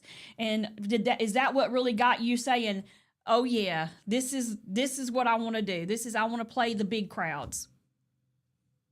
Not so much. I've played to big crowds plenty of times, but sorry, y'all, this thing's talking back at me word for word is loud, and it's so hard to talk. You might want to turn that down a little bit. It's screaming at me. I'm sorry. Okay, sorry, we're trying to get it. Okay. Is that better? Yes. Okay. No, I think it might be my signal in my phone, but it's just I'm talking over myself the whole time I'm talking, but that's all right. Man, I'm sorry. It's hard to keep a train of thought. Well, I tell you what we can do? Let's go to break. We're going to take a real quick break. Stay with us. And we'll fix that. And we're gonna try something different. Because I don't want you. I know it gets distracting when you're trying to complete a thought and you're talking back at yourself. So we'll take a quick break. We'll adjust that. I apologize. We're going to adjust that, and then we will continue when we come back. So y'all stay with us. Don't go away. We're going to come back and continue our interview with Justin Johnson. And y'all stay with us. Don't go away. We'll be right back. You're listening to Morning Mayhem here on Piper Peach Radio. Teresa and Dollar Bill will be right back with you. Stay with us. Do it like we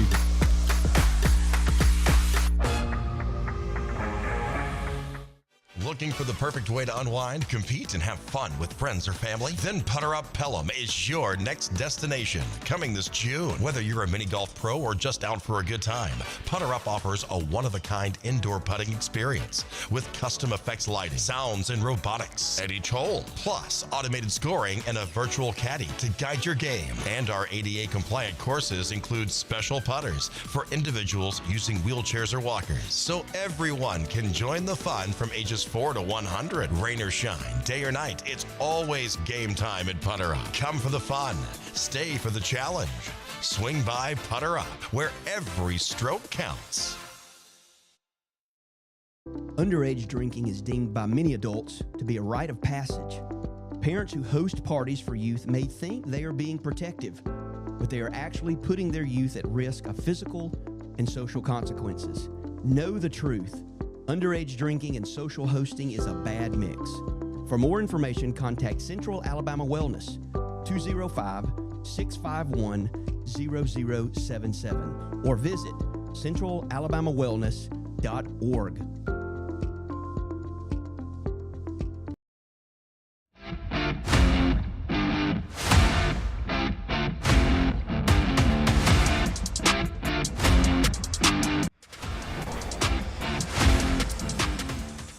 All right, we are back. Teresa and Dollar Bill here with you, broadcasting live from the Clanton Tractor Studios. We are talking with Justin Johnson. Did I say that right? Yes, ma'am, you sure did. Because when I first saw your name, I said, that's Justin Jensen. I've heard it always. I went bumpkins. I'll bet you have heard it all. Jensen. Is it French? It's Cajun, Louisiana French. Oh, good.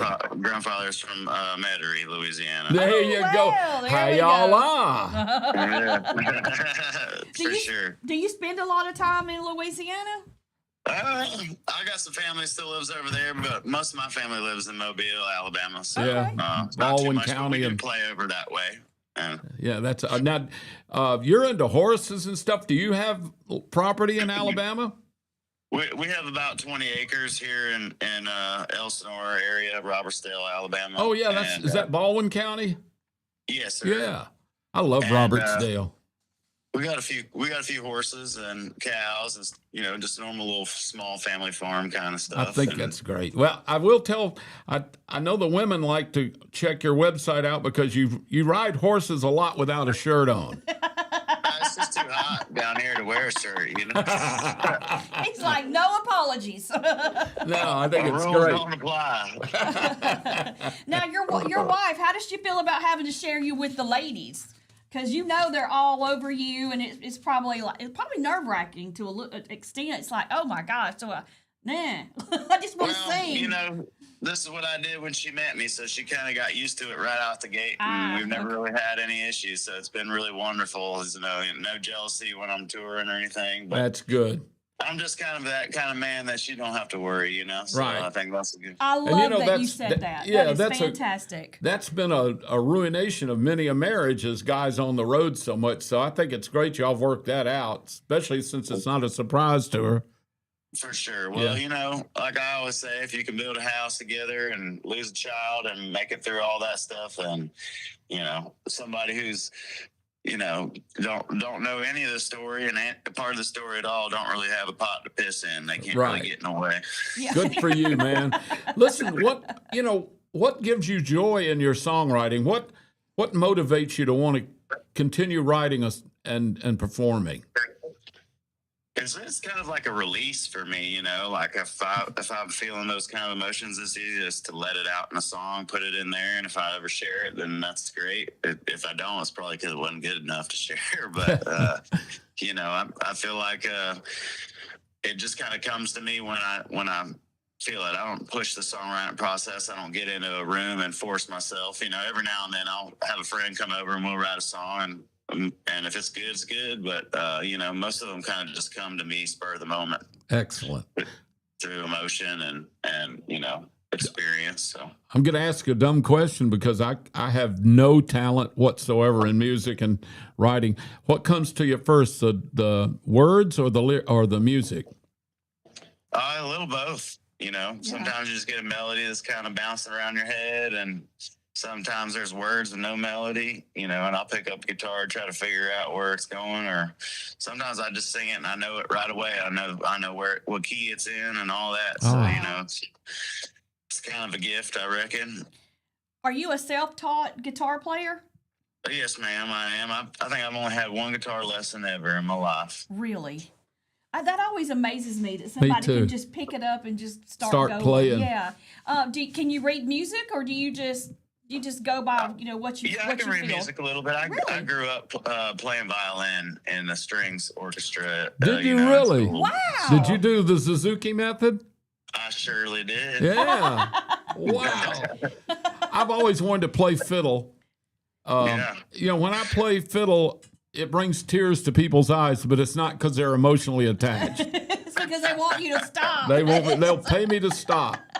Yeah, screeching. I hear you. Yeah, so, do you still play the violin at all? I do. I've got plans in the future to bring it back and put it in my show. Excellent. You know, so right now we're kind of at a point where I'm feeling a lot of void playing guitar, you know, during the live show. So I don't have the ability to switch over, but I feel like it's coming in the future, and I've written songs that I've played fiddle on that we've released. So. Well, I mean, you've got Cajun blood. You got to have fiddle. Yeah, you got to have a fiddle in the band, man. You got to take off your shoes and throw them in the flow. Okay, let's talk about your tour a little bit. You are on fire. You've got dates back to back to back to back all over the place. Yeah, you'll be in the Carolinas this weekend, right? Yeah, we will. We'll be Carolinas.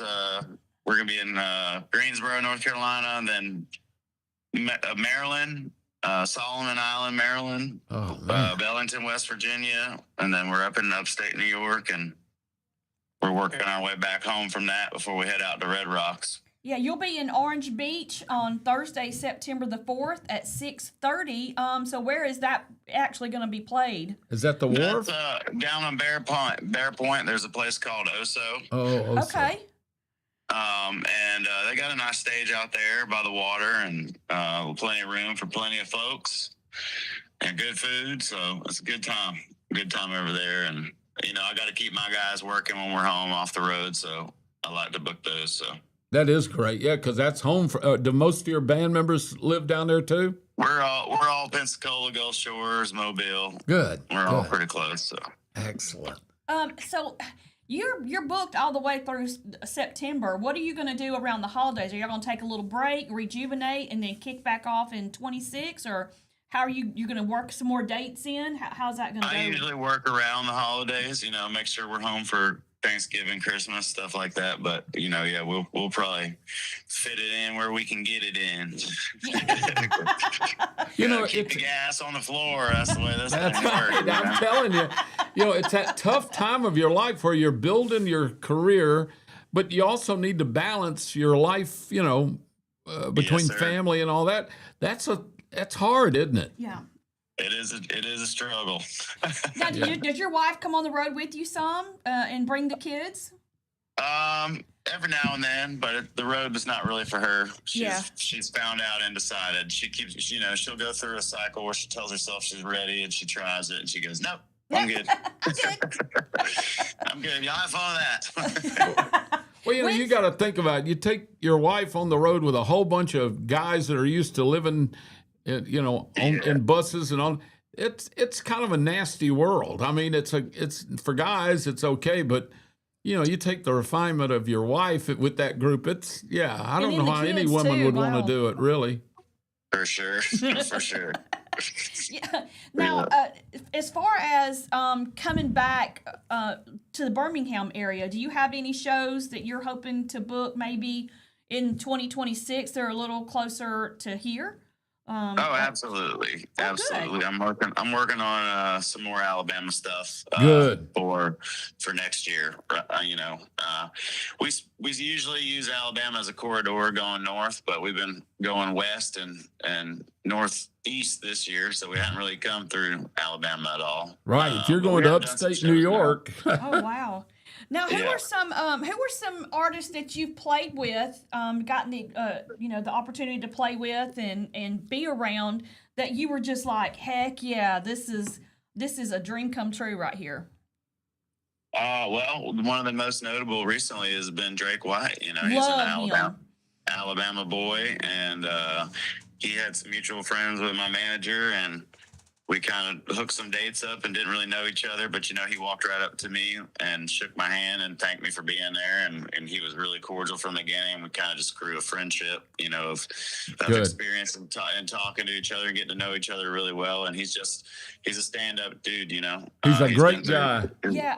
Been through his own struggles as well, but yeah, he does what he says and says what he means. So we're actually playing with Mobile. We're playing a show with him in December. Oh, fantastic. Good deal. That'll be nice. A lot of people don't know Drake actually had the horror of having a pretty substantial stroke, and he's not an old guy, on stage while he was performing. Oh, I did not know that. Yes, it was terrible. 2019. Yep, exactly, because I had just done a show with him in Birmingham, like a couple of months before he had that stroke, and it was just horrible. I mean, but he's come back. He's done a great job, and like you, he's got the guts to talk about it in his shows and on stage, and give people hope that are also going through really tough times, because he thought he would never sing or talk again, walk to help him relearn. Yep, and he's done a great job of it, and he puts on a phenomenal show. Yeah, he does. I actually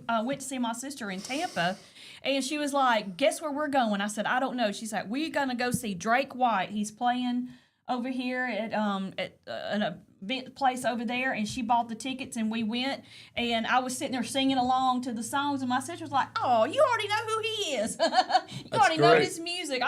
That's a good hookup right there. That's and the Red Strays, I loved. I saw some stuff that you did with them recently when y'all were together, and Wendy, your girl Wendy Wright, she's the one. Yes, ma'am. If she's not your promoter and your manager, she needs to be, because I'm going to tell you, that girl worked to death to make sure that she got you on with us, and we're small potatoes. So just imagine if you had some big potatoes, she'd go after them with both barrels. But she said that y'all kind of had a connection because she lost a son, and she had come to see the Red Strays, and you were there. She said, "I was listening to their music, and I told my friend, I bet they could sing the heck out of Seven Spanish Angels, and the very next song y'all played was that one." She didn't even know y'all sang that. She had never heard you sing it. She said it was amazing. She said it was that moment that she knew right then and there that she wanted to see you go further because she was so impressed by you. Well, I've met a lot of folks, and some folks believe in me and some folks don't, but I always try to give the time of day to the folks that do, because that's what it's all about is my impact on her is what my goal is out of all this, and for her to help me go further and impact more people, and that's wonderful news, and so I'm really appreciative of that. And I'm just a guy, people say, "You're famous." I said, "No, I'm just well known. Now, famous is a mindset, and I'm not here for fame and fortune. I'm here just to change the world for a better, and I think she is too. So I'm glad to get to talk to y'all this morning. Justin, I'm glad. Thank you for carving out some time. I know, first of all, not many musicians will get up this early to talk to anybody. Amen. So that was nice. And I gotta tell you, the fact that you do look at your career basically as almost a service to others is really nice. And you mentioned a while ago about how you were more of a traditional country roots type performer. I'm so glad to see that coming back with you, the Red Clay Strays, many other traditional sounding artists, because for a while there, I worked country radio for 50 years.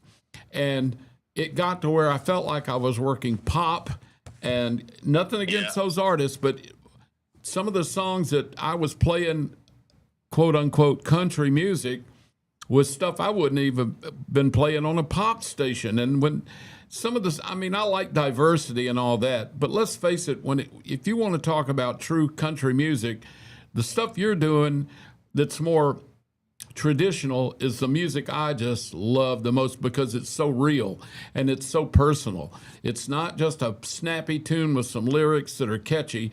It's real music going right to your heart. Is that the way you look at it too? Yes, sir. You know, you think that Willie and Waylon and Merle, they wrote some songs, you know, the way you're talking about, but then, you know, they wrote just from the heart, from living on the road and living that lifestyle. So it's, you know, really it's just authenticity is what matters, you know. It resonates with people louder than anything in the world. I agree. Now, folks, if they are interested to check you out further, you have a website. It is your name. Absolutely. JustinJohnson.com, and it's got your tour dates. It's got some of your music available, which your music is available like on every platform, Everywhere. Is it not? Yes, ma'am. Okay. It should be, yes, ma'am. All right. And the other way I tell people all the time is if you can't remember, just Google Justin Jeans. I promise. Justin it'll come Jeans, up. it pulls you up. Really? If you do Justin Jeans, Jeans, your name will pop up? You'll see a picture or an article or something, I promise. That is hilarious. Yeah, that's true because your name is Jeanssonne. Yeah. Yes, sir. Sonia. So the people forget the back half. I just say Google Justin Jeans. But yeah, my website's justinjohnson.com, and I'm on social media. I'm Justin Johnson all over TikTok, Instagram, Facebook, you name it. I love the fact, talking to you, Justin, that you sound like just a good old boy from Baldwin County, Mobile. And you go, hey, how you doing? But then when you say your name, you go, yeah, my name is Justin Johnson. It knocks me out because that last name sounds so continental and bougie. I love it. Well, my wife and her family keep me rooted in Alabama. There you go. Sometimes I lose my accent when I've been gone too long. I got to get back here and hang out in Alabama. Listen, we are just so proud of you, being a fellow Alabamian and just being a good person and a good artist. We just wish you the best. We hope you just have nothing but blue skies and success from this point on. Awesome. Well, thank y'all so much for giving me the time of day. Absolutely. I appreciate it. And It was our honor. If you're ever in this area, if you're close by, and even if it's an hour away, even if it's last minute, please call us and let. You've got my number, you've got Baden's number. Call us and let us know. We'd love to have you on with us live on the show and maybe play a little bit for us. Since you're a former Marine, do you drink brown water or smoke cigars? Sure, both. Then you better get in touch with me when you come in this area. I will load you up. Sounds wonderful. You have a new BFF in Dollar Bill Lawson. I like my brown water and my cigars. Me too. There you go, man. Well, thank you, Justin. And thank you, Justin. Be safe on the road, my friend. All right, we will. Thank y'all so much. You're welcome. Have a great rest of your day. All right, y'all too. Bye. Bye-bye. All right, what a great guy. Yes. Oh, gosh. That was Justin. He's sincere and Johnson. real. No, say it right. Justin Johnson. Yeah, I did. I massacred his name. Yeah, Justin Jensen. I mean, I thought I was doing good. I thought it was just a unique spelling of Jensen. No, It's a unique spelling of Johnson. Johnson.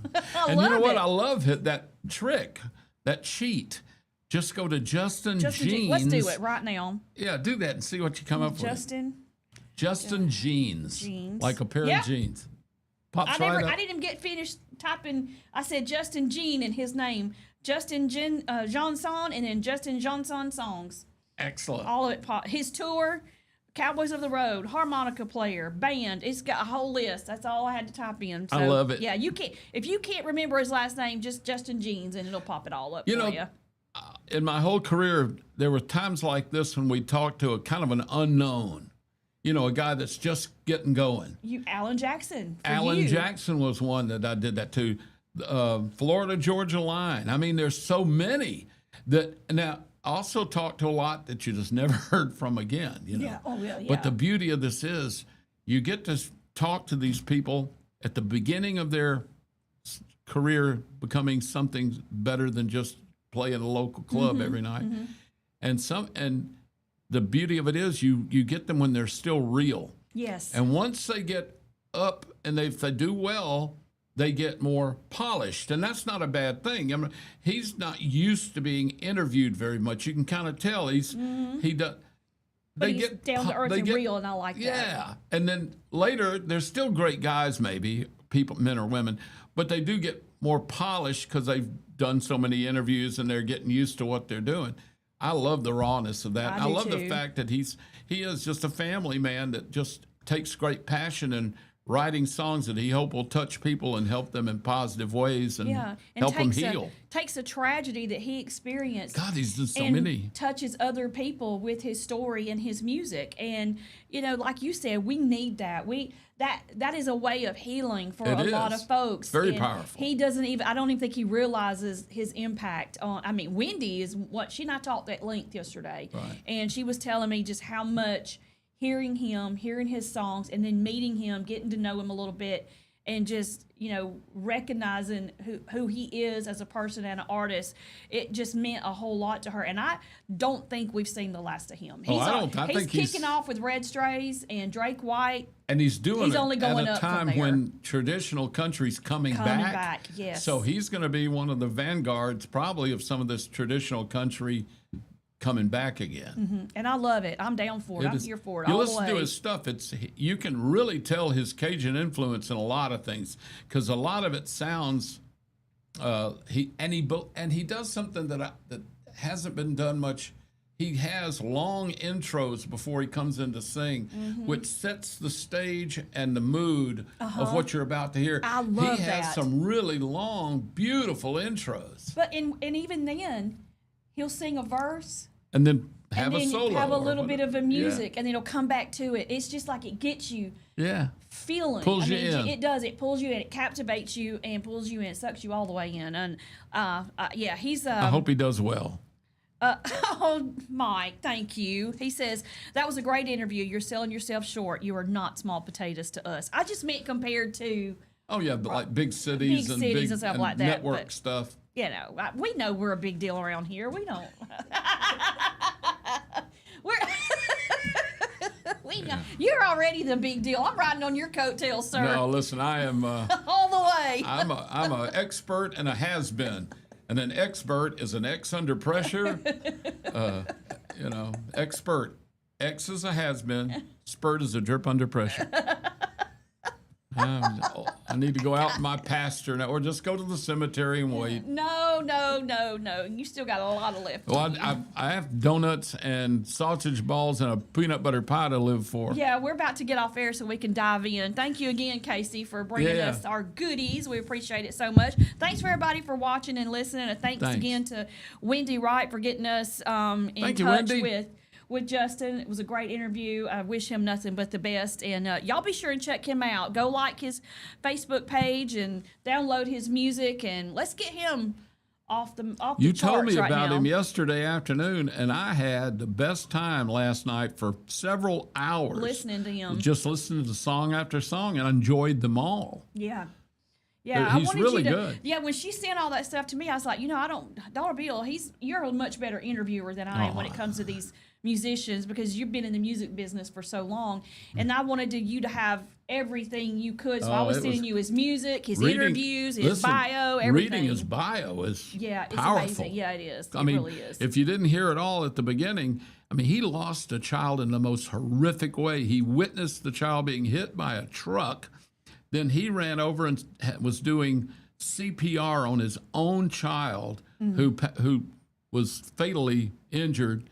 Then he sat there and helped the paramedics, the sheriffs, when they got there, try to defibrillate this kid. I mean, it's a horror story like no other when it comes to a parent losing a child.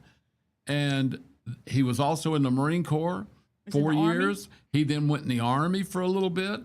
He had his really good close friend pass away young, a young man that was in his band with him, and just, holy cow. I mean, he has PTSD from his service. And look at how positive. Look, he's very open about it, he too. Is. And that is. And he's so positive. Yeah. And, he and his wife talk openly about, how many marriages never survive the loss of a child. And he and his wife have talked about they've had to have counseling, a lot of it, not just to save the marriage, but to save themselves and to deal with it. That takes guts to get up and admit that to the world. Yep. And this is a Marine that, is supposed to be all tough and all. He says, no, I've struggled. Love that. Love that too. I mean, I love the fact he's that honest about it. Yeah, I do too. All right, that's going to do it for us. Thank you for watching and listening today. And thank you again to Justin and Wendy. We really enjoyed having Justin on today. Thank you, Dollar Bill, for Thank you for letting me be here with you. Coming in and saving the day. No, thank you. I really enjoyed talking to him. We will see you tomorrow on Friday. And I'll be back. Yes, you will. All right. Y'all 2 have a great days in one. a row. We'll see you tomorrow.